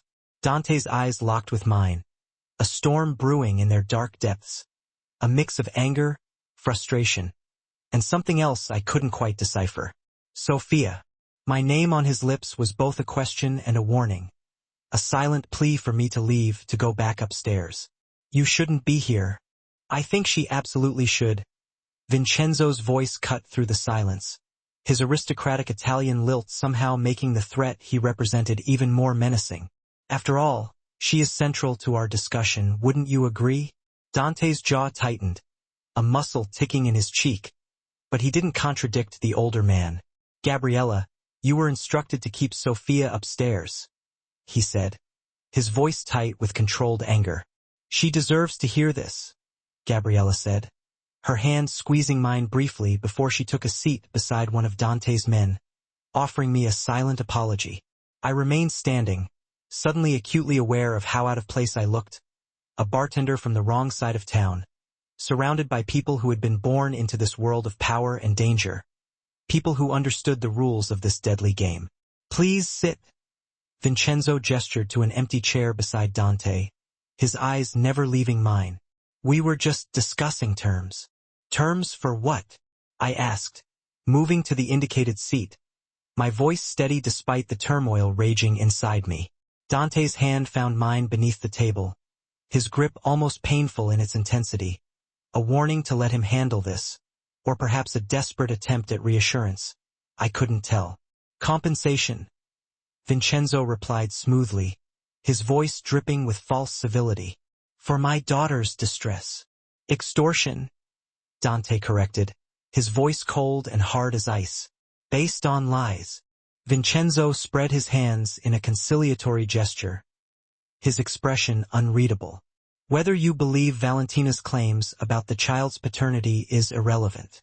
The fact remains that your engagement, so soon after your divorce to a woman of, shall we say, humble origins, has caused my daughter considerable emotional suffering." My cheeks burned at the implied insult, but I kept my expression neutral, mimicking the cool control I had observed in Dante countless times, determined not to give them the satisfaction of seeing me flinch. "Your daughter showed up uninvited to our engagement party?" I said, ignoring Dante's subtle pressure on my hand, warning me to remain silent. "She made a scene, made wild accusations, and threatened to disrupt our lives.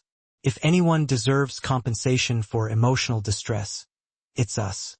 Vincenzo's eyebrows rose slightly, a flicker of surprise crossing his features before his mask of civility returned, his eyes twinkling with amusement. "You have spirit, Miss Reyes," he said, his voice laced with condescension. "I can see why Dante finds you amusing. Sophia isn't part of this negotiation." Dante cut in, his voice leaving no room for argument, brooking no dissent. "This is between our families. But that's just it, isn't it?" Vincenzo leaned forward, his eyes never leaving my face, pinning me like a bug under glass. "She isn't family. Not yet. Not officially, which makes her position," he paused for emphasis, "precarious." The threat hung in the air, unspoken, but unmistakable. A clear message that I was vulnerable, expendable. "Careful, Vincenzo." Dante's voice had dropped to a dangerous whisper, a low growl that sent a shiver down my spine. "You're in my house."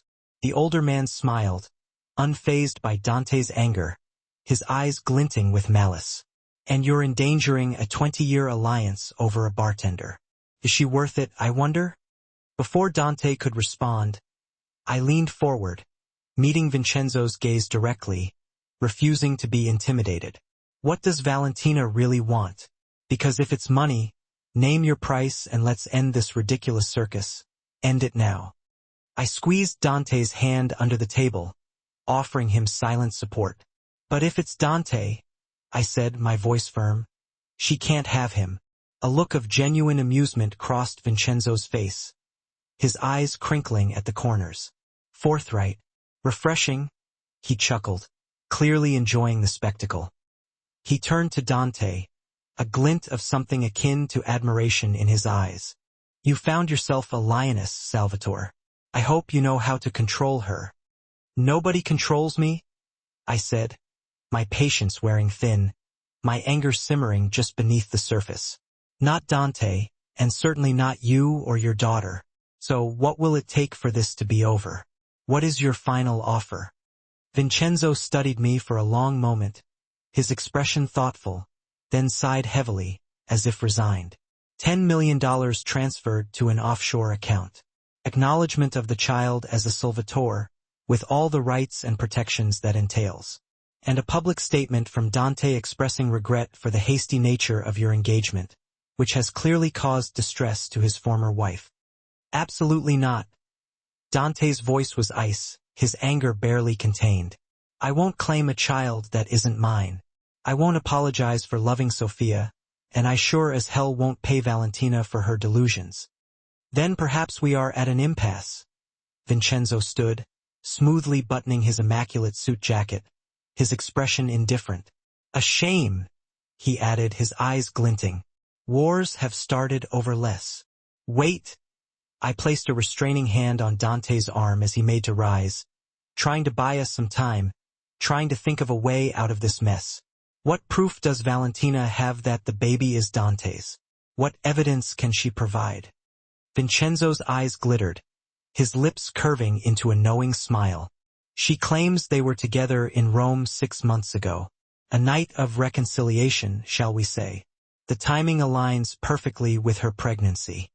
"Dante wasn't in Rome 6 months ago," I said confidently, remembering our conversation in the garden, remembering his words, his promises.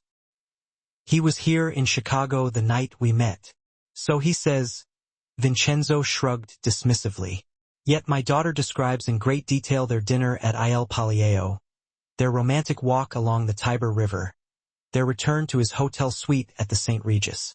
She even recalls the specific bottle of wine they shared, a 1982 Brunello from his father's private collection." I felt Dante stiffen beside me, a subtle reaction that wouldn't have been noticeable to anyone who didn't know him as intimately as I did. But I saw it, and it sent a wave of dread washing over me. "She's lying," he said, but something had changed in his voice, a microscopic hesitation, a flicker of uncertainty that sent ice through my veins. Is she? Vincenzo looked genuinely curious, his eyes gleaming with malicious anticipation. My daughter may have her faults, but her memory has always been exceptional, especially for details that others might prefer forgotten. Enough? Dante stood abruptly, ending the discussion, his patience clearly at its limit. You've made your demands. I've given my answer. We're done here for now. Vincenzo moved toward the door, pausing beside me, his eyes boring into mine. Miss Reyes, a word of advice from someone who has navigated these treacherous waters for longer than you've been alive. He leaned closer, his voice a low whisper. Ask to see his passport stamps. The truth leaves traces, even when men like Dante try to erase them. And then he was gone, escorted out by two of Dante's security men, leaving behind a silence thick with unspoken questions, doubts, and fears. Dante turned to his lieutenants, his expression grim. Give us the room, he commanded, his voice brooking no argument. They filed out without protest, Gabriella squeezing my shoulder as she passed, her eyes filled with concern. Comfort or warning, I couldn't tell. When the door closed behind them, Dante and I were alone in the concrete fortress of his true domain, the place where the real decisions were made, the place where the true power resided. You shouldn't have come down here, he said, his back to me as he poured 2 glasses of whiskey from a crystal decanter, his movements stiff and precise. Are you going to tell me about the negotiations? About Valentina trying to have you killed? About any of this? I asked, my voice trembling slightly, trying to keep it together. I accepted the glass he offered, needing its burn to steady my nerves, to chase away the chill that had settled deep in my bones. I was protecting you, he said, turning to face me, his eyes filled with a mix of anger and regret. You were controlling me? I corrected, my voice firm, determined not to back down. There's a difference. Dante's eyes flashed, his jaw tightening. You have no idea what Vincenzo is capable of, what he would do to get what he wants. He's a ruthless man. And what about what Valentina said about Rome? I asked, pressing the issue, needing to know the truth no matter how painful it might be. About the wine? About their supposed reconciliation? He took a slow sip of whiskey, his expression unreadable, his eyes dark and guarded. She's lying, he said finally, his voice flat, fabricating details to strengthen her claim, to make her story more believable. Then why did you react when Vincenzo mentioned the wine? I pressed, watching his face carefully, searching for any sign of deception. A 1982 Brunello from your father's collection. Dante. That's a very specific detail. Dante set his glass down with deliberate care, his movements slow and controlled. Because my father did have that wine in his collection. It was one of his prized possessions. Valentina would know that from our marriage. It's not exactly a secret. But you weren't in Rome, I insisted, needing to hear him say it again, needing to cling to the hope that he was telling me the truth. No, he said, his eyes meeting mine, holding my gaze. I was here meeting you. I wanted to believe him, to trust him, to banish the doubts that were swirling in my mind like a storm. Everything in me craved the certainty I'd felt before Valentina crashed into our lives, before the lies and the secrets started to unravel. But doubt had taken root, growing with each new revelation, each careful denial, poisoning our trust, threatening to destroy everything we had built. Show me your passport, I said suddenly, remembering Vincenzo's parting shot, his words echoing in my head. Dante went completely still, his expression hardening. What? Your passport? I repeated, my voice trembling slightly, but firm. If you weren't in Rome 6 months ago, your passport won't have an Italian entry stamp from that time. It's a simple way to prove you're telling the truth. This is absurd, he said, his voice rising, his anger barely suppressed. I don't have to prove myself to you, Sophia. This is ridiculous. Actually, you do, I countered, stepping closer to him, refusing to be intimidated, refusing to back down. If we're going to build a life together, If I'm going to stand by you against people like Vincenzo and Valentina, then I need to know I'm not being played, that you're not lying to me. For a long moment, Dante simply looked at me, his expression inscrutable, his eyes dark and unreadable. Then he reached into his pocket and withdrew his phone, tapping out a message, his movements sharp and decisive. "What are you doing?" I asked, feeling a surge of anxiety, unsure of what to expect. "Having Marco bring my passport," he said, his voice flat, devoid of emotion. "Since my word apparently isn't enough for you anymore." The accusation stung, but I stood my ground, refusing to be swayed by his anger. "This isn't about trust, Dante," I said, my voice firm. "It's about truth. I need to know the truth." "They're the same thing in my world," he said, his voice laced with bitterness. We waited in tense silence until a knock at the door announced Marco's arrival. He entered, handed Dante a small leather folio, and left without a word, his eyes carefully avoiding mine, as if afraid of what he might see.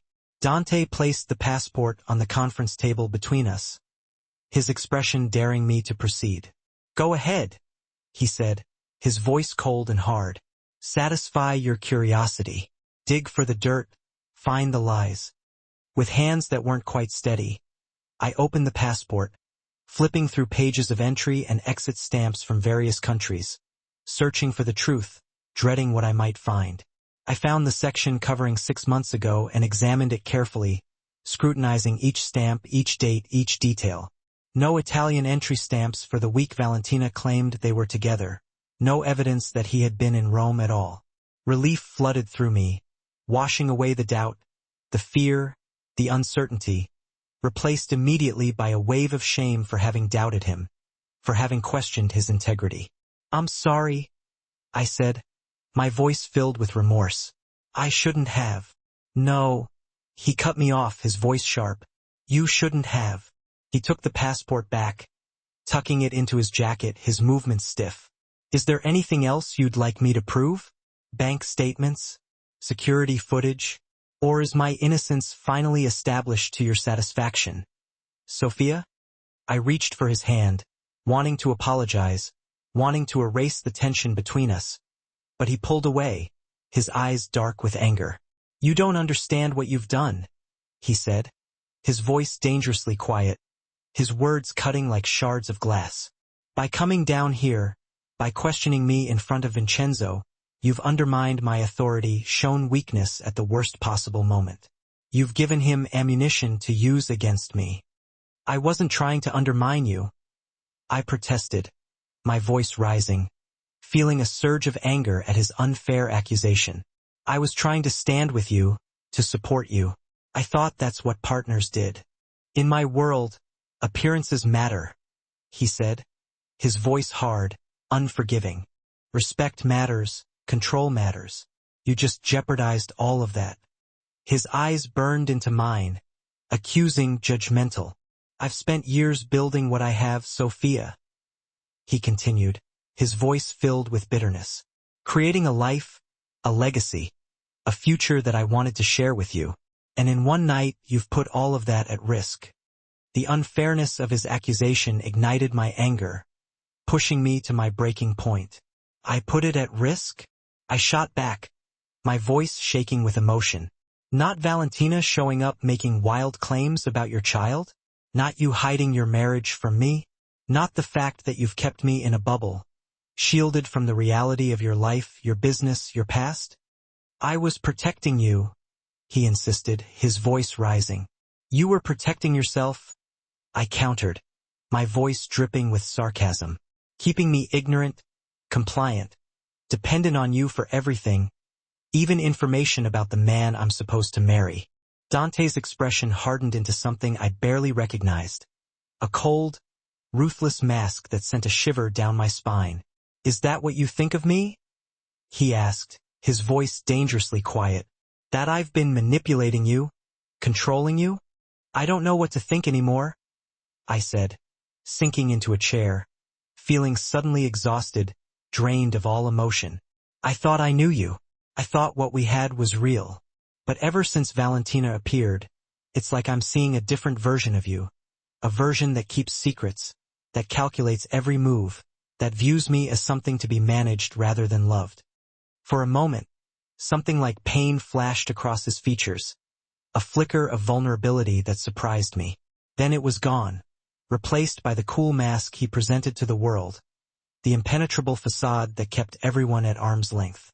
"Perhaps you're right," he said finally, his voice devoid of emotion.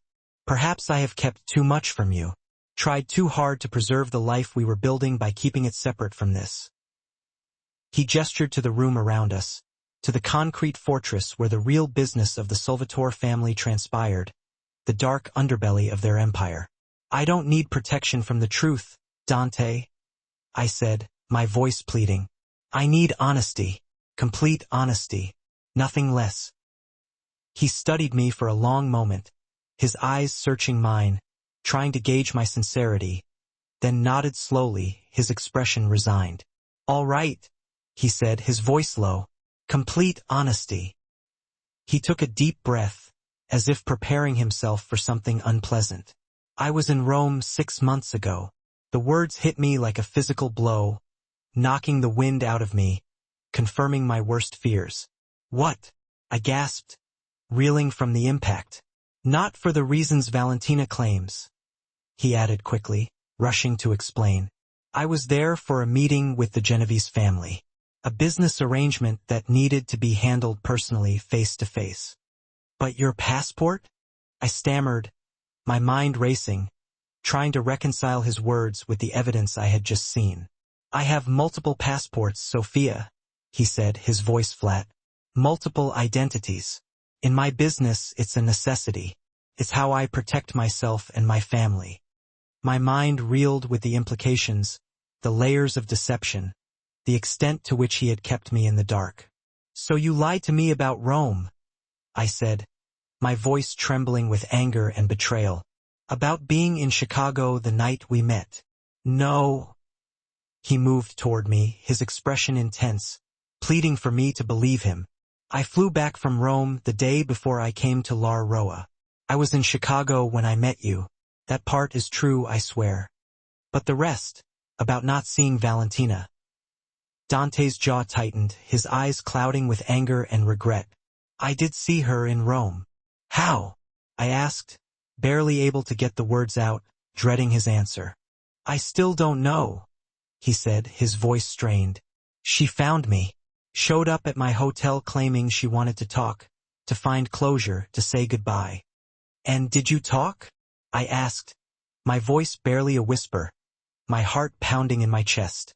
"Yes," he said, his eyes holding mine, pleading for understanding. "We had dinner. I listened to her apologies, her explanations. And then I put her in a car and sent her back to her father's house. That's it, I swear." "You expect me to believe that after you lied about being in Rome at all?" I asked, my voice filled with disbelief. "It's the truth, Sophia," he insisted, kneeling beside my chair, taking my hands in his grip tight, desperate. "I didn't tell you because it didn't matter, because she didn't matter. I met you the next day, and everything changed. You became my whole world." I wanted to believe him, to trust him, to forgive him, but the foundation of trust had been cracked, and I wasn't sure if it could be repaired, if we could ever go back to the way things were. "And the baby?" I asked, my voice barely audible. "Not mine," he said firmly, his eyes blazing with conviction. "Whatever Valentina claims, whatever details she's fabricated, I never slept with her that night. I never touched her beyond a goodbye kiss on the cheek. That's the truth." "Then why is she doing this?" I asked, my voice filled with confusion and despair. "Why now?" Dante's expression darkened, his eyes clouding with anger. "Because she heard about our engagement," he said, his voice low, filled with hatred. "Because she can't stand the thought of me building a family with someone else after what happened to ours. Because she's desperate and dangerous and will use anything, including an innocent child, to get what she wants. To hurt me." It made sense, or at least it was a version of events that I could accept, that aligned with the man I thought I knew, the man I had fallen in love with. Yet doubt lingered. whispering that there might be more to the story, more secrets beneath the surface, more lies waiting to be uncovered.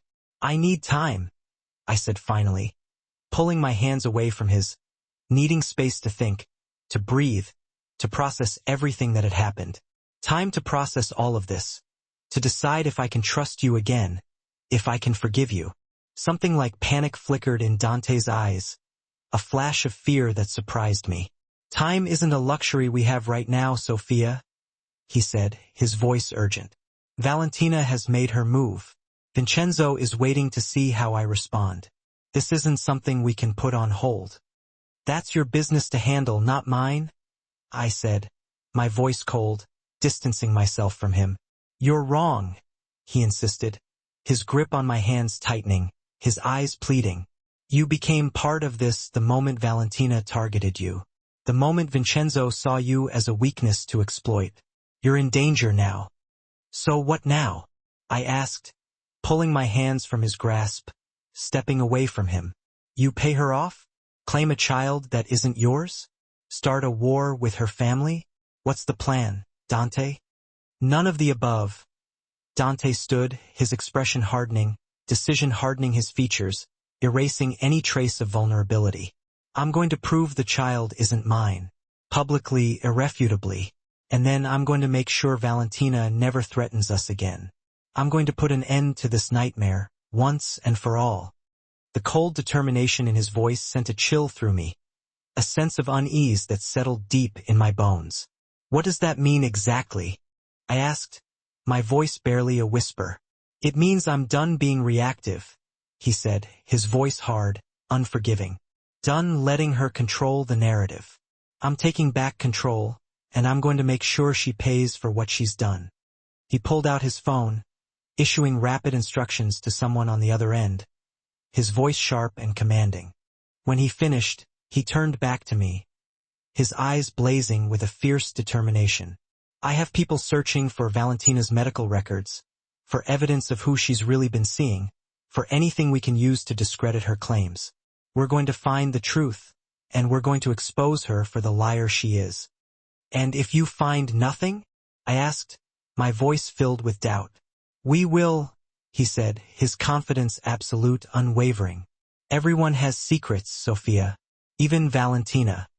The irony of his statement wasn't lost on me, considering all the secrets he had kept from me. "Like you," I said, my eyes meeting his, unblinking, challenging him to deny it. "I've told you everything now," he said, his voice firm. "No more secrets. I swear it." But I wasn't sure I believed him anymore. The man I had fallen in love with, the man who had swept me off my feet with his intensity, his devotion, his singular focus on making me the center of his world, seemed increasingly like a carefully crafted persona, designed to show me only what he wanted me to see, to control my perception of him. "I need air," I said, standing abruptly, needing to escape, to breathe, to clear my head. "I need to think." "Sophia." He reached for me, his eyes pleading, but I stepped back, away from his touch. "Don't." I held up a hand, stopping him. "Just give me space, please. I need some time alone." For a moment I thought he might refuse, that he might try to force me to stay, to listen to him, to accept his explanations. Dante Salvatore wasn't accustomed to being denied anything he wanted, least of all by me. But after a tense pause, he nodded once, his expression resigned. "Take the East Wing," he said, his voice low. "You'll have privacy there." "But Sophia," he added, his voice hardening, his eyes filled with warning. "Don't leave the estate. It isn't safe. Promise me." I wanted to argue, to assert my independence, to remind him that he didn't control me, that I wasn't his possession.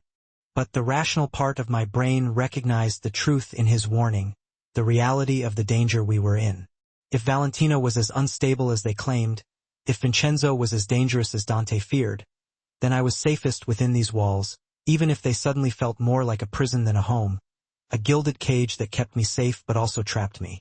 I left the underground room without another word, turning my back on Dante, on the secrets and lies that had come between us, and making my way back through the mansion that had become my gilded cage. As I passed through the grand foyer, My eyes fell on the massive portrait of Dante's parents that dominated the space. Their faces stern. Their eyes unwavering, Salvatore royalty. Their expressions confident, commanding, secure in their power and position. Is this what Dante wanted for us? I wondered, my heart filled with dread. For me to stand beside him in a portrait someday, the next generation of a dynasty built on secrets and control, on lies and manipulation? Was that the future I was walking into with my eyes wide open?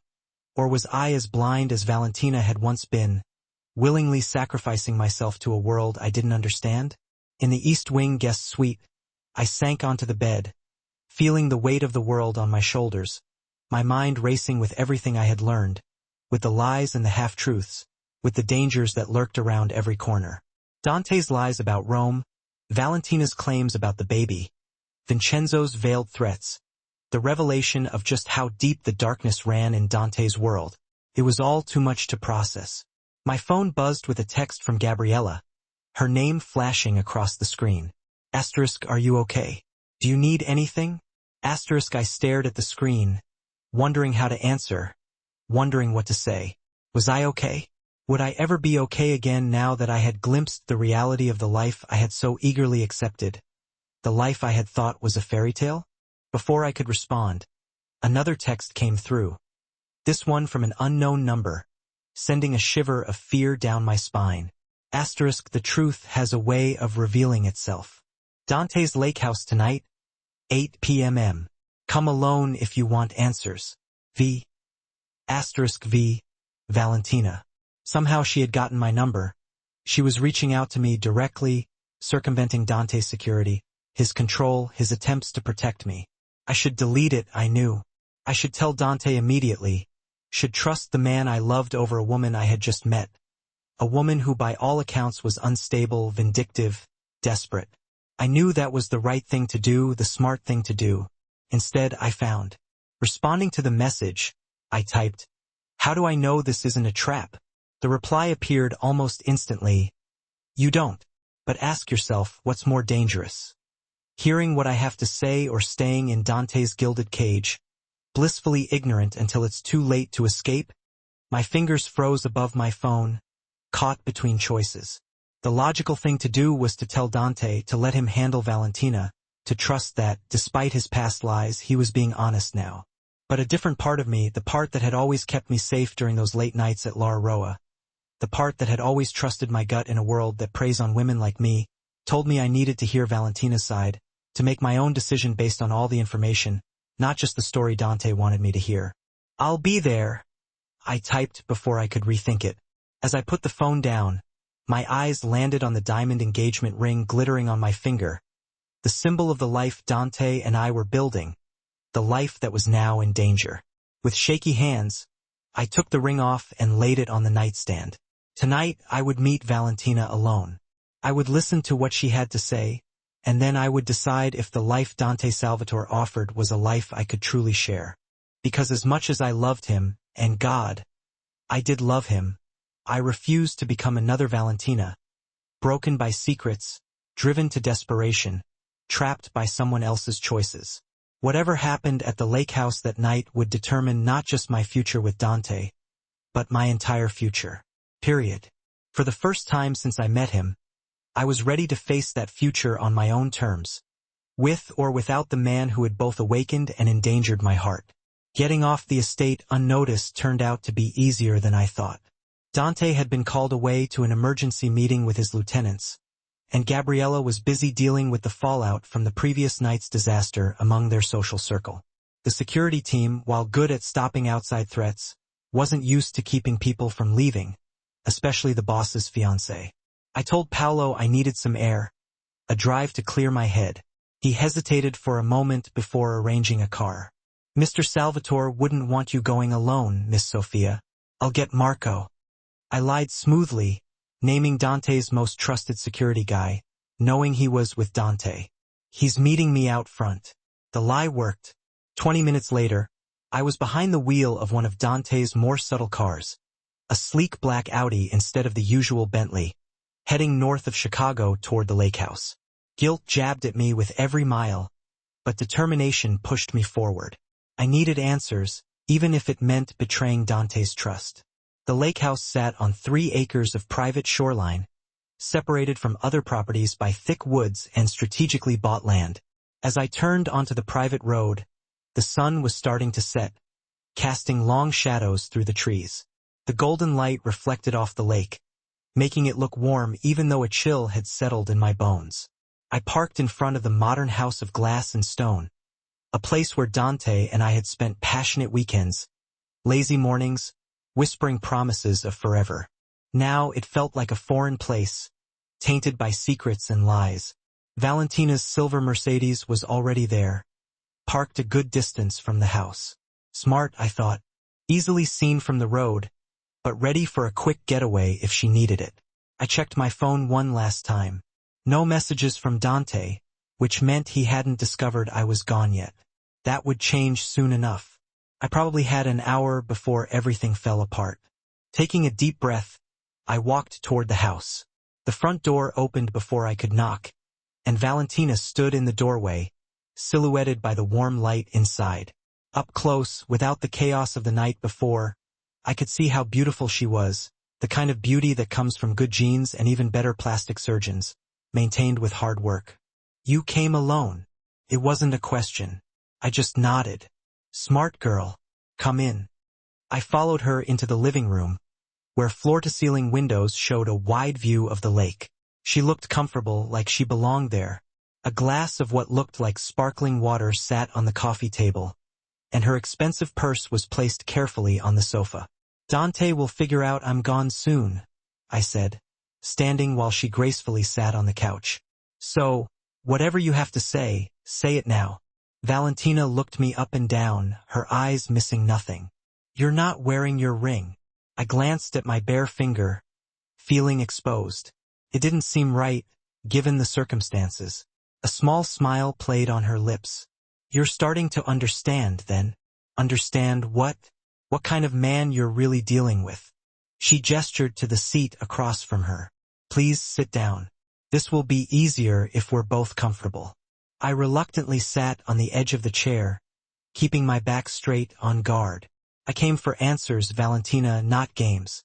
Fair enough. She took a sip of her water, her movements precise and elegant. Ask your questions. Is the baby Dante's?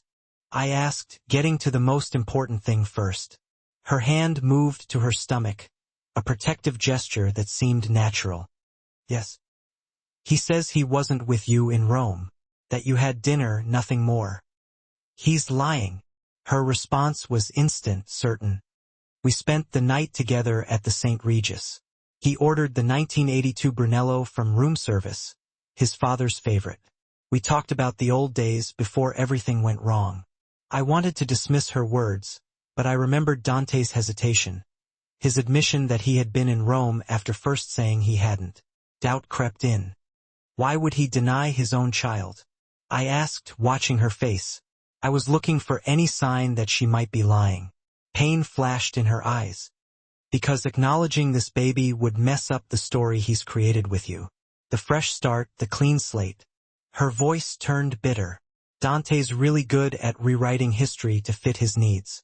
Like the story about us, the divorce, why it happened. Did he tell you I was crazy? That I tried to have him killed? She laughed. The sound empty.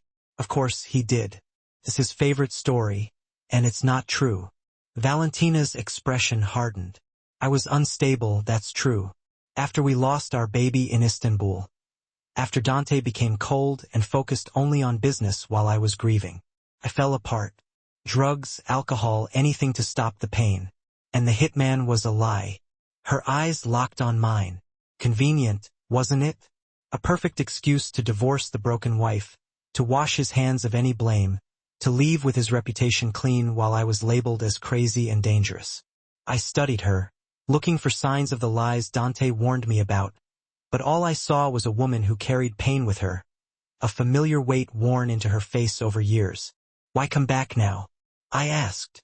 If what you're saying is true, why look for him in Rome? I didn't. He found me. She shook her head. He called out of the blue. Said he needed to talk about something important about his father's estate. business things that needed my signature as his ex-wife. I should have known better. But what? But part of me still loved him. The admission seemed to cost her. I still thought there was some good in him under all the darkness. I knew that feeling well, the magnetic pull of Dante Salvatore, the desire to believe in the version of him he showed to those he said he loved. So you met him in Rome? I prompted. Yes, dinner first, business talk, then drinks at his hotel, and then, she gestured to her belly. A moment of weakness. A night of pretending the past never happened. A mistake I'm paying for in ways I never imagined. When did you find out you were pregnant? 2 months ago. She reached into her bag and pulled out a sonogram image. I tried to contact him. Calls, texts, emails, all ignored or blocked. It was like Rome never happened. And then you heard about our engagement, I guessed. Valentina's laugh was bitter. Imagine my surprise.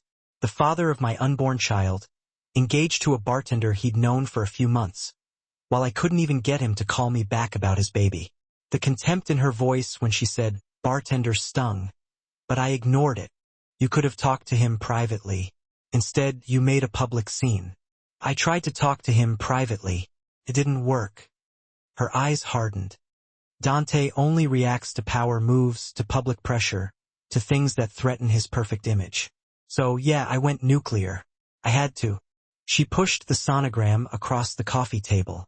I hesitated, then picked it up, looking at the grainy image of a tiny human, innocent and unaware of the drama around its existence. Why should I believe you? I asked, putting the image down. Dante says you're crazy and dangerous. His sister says you tried to kill yourself after the divorce. That's true, Valentina said quietly. I did try to end my life once, when the sadness and loneliness were too much. But now I'm better. Now I have something to live for. Her hand touched her stomach again. Someone who needs me to be strong, to fight for what's right. I wanted to believe her. Parts of her story matched what I knew about Dante.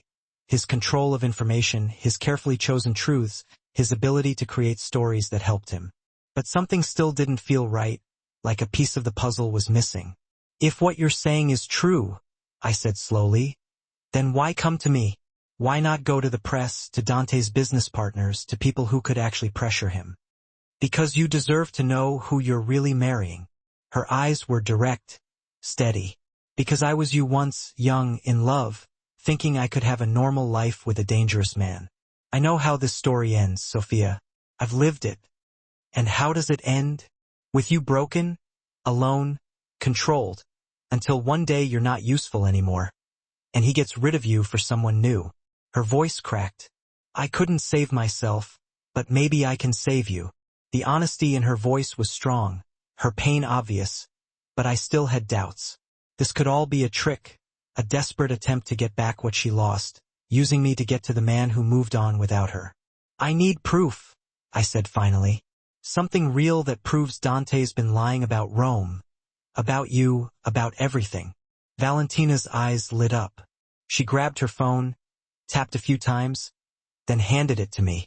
This was taken the morning after, as Dante was leaving the St. Regis. Check the date. The photo showed Dante in a suit, walking out of the hotel, looking relaxed and satisfied. The look I've seen so many times after a night in his arms. The date matched the dates in question, 6 months ago. This proves he was there, I said, giving her back the phone. But not that anything happened. There's more. She swiped to another image. It was Dante and Valentina in what looked like a hotel room, holding wine glasses, his arm around her, both smiling. The hotel staff took this when they brought the wine. Again, check the date. I stared at the picture, a cold feeling growing in my stomach. Dante had lied not just about being in Rome, but about what he did there. The man in this photo wasn't meeting his ex-wife for a business dinner. He was reconnecting with a woman he had history with, chemistry with. If he lied about this, Valentina said softly. What else has he lied about? The hitman? The reason for our divorce? His business in Istanbul that got our baby killed? My head was spinning with questions I never thought to ask. I need to go. I said suddenly, standing up. I need to think. There's one more thing you should see before you leave. Valentina reached into her bag again and pulled out a small black notebook that looked familiar. I found this in his safe at the lake house. The combination was still our wedding date. My breath caught. That's Dante's notebook. One of them, she confirmed. But this one's special. It has names, dates, records of meetings that never officially happened, including Celeste. The name slipped out before I could stop it. Valentina's face darkened. So, you know about her? I know the name, I admitted. Dante says it's a code name for a business deal. Open it, she said, giving me the notebook. Page 43. My hands shaking, I turned to the page. There, in Dante's handwriting, was a detailed entry. Celeste pregnancy confirmed arrangements made for care through term child to be placed with approved family after birth. Monthly payments of $50,000 to continue until confidentiality agreement expires. 18 years. The date was from last year, long before I met Dante, but after his divorce from Valentina. Who is Celeste? I asked, barely able to hear my own voice. One of his mistresses, a model from Brazil. Valentina's voice was flat, without emotion. She got pregnant. Dante paid her to give up the baby, to disappear, to never tell anyone. This could be about anything, I said weakly. A business arrangement? Stop lying to yourself, Valentina said sharply. You know what this is, what he is. And the terrible thing was, I did know. Deep down, under the layers of love and hope, I had always felt the darkness in Dante. Not just the darkness of his business, but a moral emptiness that let him change reality to fit his needs, to get rid of people when they were in the way, to buy loyalty and silence with his money and power. Why show me all this? I asked, closing the notebook. What do you want from me? I want you to walk away, Valentina said simply, before you end up like me, or worse, like Celeste, paid off and forgotten. Your child raised by strangers. Your life forever controlled by Dante Salvatore. And if I do walk away, what happens to you and your baby? Her hand went to her stomach again. I'll keep fighting for what's right, for my child to be recognized, protected. I believed her, despite everything Dante had told me about her. I believed that Valentina was at her core a mother protecting her child, fighting for what Dante was trying to take away. The sound of tires crunching on gravel interrupted us. Through the window, I saw black SUVs pulling up.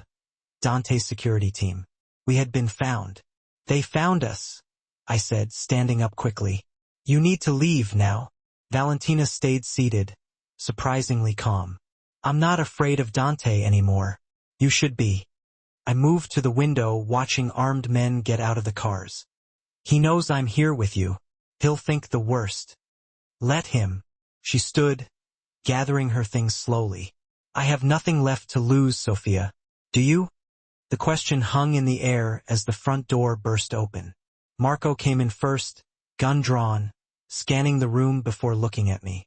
Miss Sophia. His professional face slipped, showing real worry. Are you okay? I'm fine, I said. We were just talking. More security guards came in, surrounding the room. And then Dante appeared, his face a mix of relief, anger, and betrayal when he saw me standing there with Valentina. Sophia. My name on his lips was both a prayer and an accusation. What have you done? What you wouldn't, I replied, standing my ground. Found the truth. His eyes darted to Valentina, to the notebook in my hand, and understanding dawned. Whatever she's told you, is it true about Celeste? I cut him off. I had to hear it from him. Did you pay her to give up your baby? To disappear? The room went silent. Even Dante's men seemed to hold their breath, waiting for his answer. For a moment he looked confused. Then he understood, followed by a cold calculation I had seen when he made deals. Celeste was a mistake, he said finally, his voice calm. A complication that needed to be handled discreetly. A complication? I repeated, testing the word. That's what you call your own child? It wasn't like that. He stepped toward me, but I backed away. The situation was complex. The timing was wrong. My position, my responsibilities to the family, your image. Your perfect story, I finished for him. You don't understand the world I live in, he said, his voice hardening. The sacrifices needed, the decisions that have to be made. I understand enough. I put the notebook on the coffee table, along with the ring. I understand you've lied to me from the start. About Rome, about Valentina, about Celeste, about who you really are. Sophia, please. He reached for me again, real desperation in his eyes. We can fix this. I can explain everything. Like you explained about not being in Rome. About never sleeping with Valentina after your divorce. I shook my head. I'm done with explanations, Dante. Done with half-truths and carefully edited stories. His face hardened, the vulnerability gone, replaced by the mask of the Mafia boss. You're making a mistake. No. I walked past him toward the door. The mistake was thinking I could build a life with someone whose life is built on lies. If you walk out that door, he said, his voice quiet and dangerous, there's no coming back. I stopped, turning to face him one last time. I know. Marco stepped aside to let me pass, his face neutral, but something like respect flickered in his eyes. As I reached the doorway, Valentina stopped me. Sophia. I turned, and she held out a small white business card. My lawyer's information. If Dante or his men ever bother you, call this number. You'll be protected. I took the card, ignoring Dante's angry look. Thank you and good luck with the baby. Outside, the evening air felt cleaner, lighter than it had in months. I walked to my car, Dante's car, knowing I would drive it back to the estate, pack my things and leave. Not to my old apartment, which Dante had paid off, but somewhere new, somewhere he couldn't find me. As I got into the car, my phone buzzed with a text from Gabriella. Whatever you decide, I'll help you. You deserve better. Call me when you're safe. I didn't expect that, an ally inside Dante's circle. But Gabriella had always been different, had always seen more than her brother wanted to admit. Starting the engine, I looked one last time at the lake house, where I once thought I would build a future with Dante Salvatore. Through the windows, I could see him still standing where I left him, watching me. Next to him, Valentina stood strong. She had one hand resting on her stomach, protecting her baby. I knew what would happen next. Dante would deal with Vincenzo, would probably accept Valentina's child to prevent a war. The scandal would be handled, controlled, and he would find someone new to stand beside him, to wear his ring, to believe his lies. But it wouldn't be me, not anymore. As I drove away from the lake house, from Dante, from the gilded cage I almost went into, I felt something I didn't expect, relief. The weight of pretending not to see the darkness, of accepting half-truths, of ignoring my instincts, lifted with every mile I put between myself and the man I loved but never really knew. By the time I reached the main road, tears were streaming down my face, but I was smiling. Ahead was uncertainty, the challenge of starting over, but it was my life again, my choices, my future. In the rearview mirror, I saw the lake house disappear in the distance. I didn't know what was happening inside between Dante and Valentina, what truths were being told, what would happen next. And for the first time since I met Dante Salvatore, I didn't need to know. Their story would go on without me. And mine, my real story, was just starting. 6 months later, the cafe was busy on a Wednesday afternoon. It was filled with students from the nearby university and business people taking late lunch breaks. I wiped down the counter, enjoying the simple work, the predictable days. After leaving Dante's world, I started over. I got a new apartment in a different neighborhood, and I managed this small cafe. It was owned by an old couple, and they appreciated my bartending skills. It wasn't fancy, but it was mine. The bell above the door rang, and I looked up to see Gabriella walk in. Despite being rich and famous, she looked casual in jeans and a sweater. The usual? I asked as she sat at the counter. She smiled. Please, and maybe a croissant, if you have any left. I prepared her latte, double shot, oat milk, no foam, and placed a croissant on a small plate. This had become our routine. Once a week, Gabriella would visit, bringing news from the world I left behind, but still wondered about. "How are you?" she asked, studying my face. "Good. I meant it. The owners are talking about making me a partner. It's a small share, but it's a start." "That's wonderful, Sophia," she said. "You deserve it." I leaned against the counter, lowering my voice, though no one was listening. "And how are things over there?" Gabriella immediately knew what I meant. "Stable. The families reached an agreement. The child will be acknowledged as a Salvatore, with all the protections that come with that." "And Valentina?"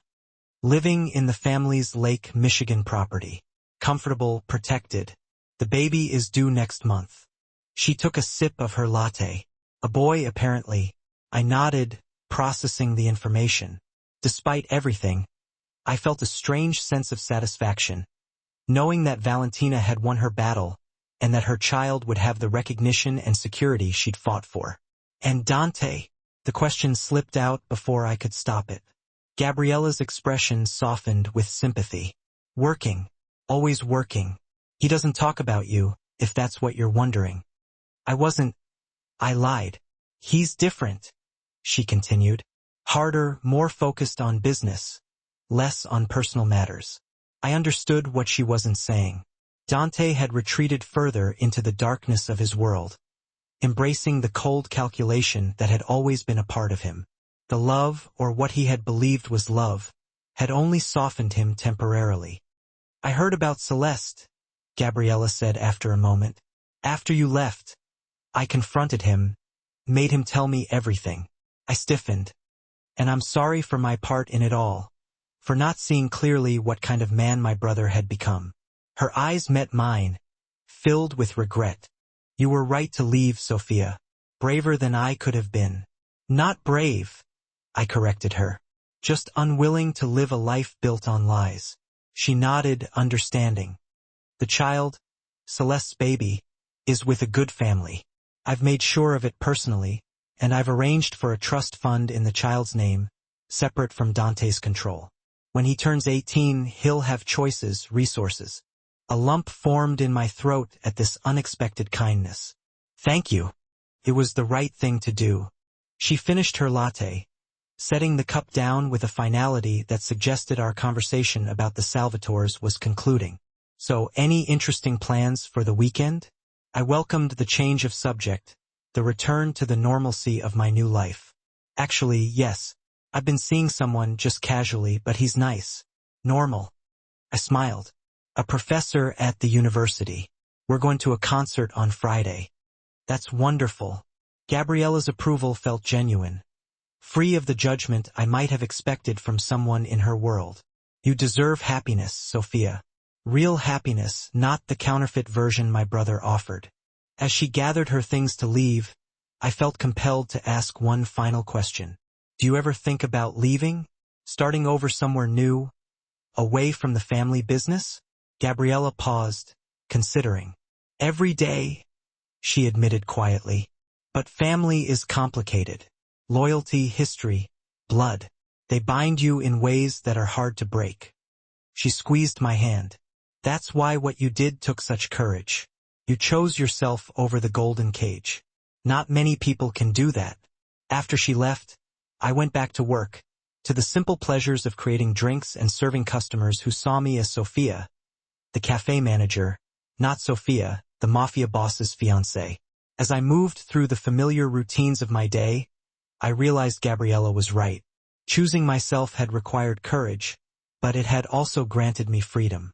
Dante Salvatore had offered me a life of luxury and power, of passion and possession.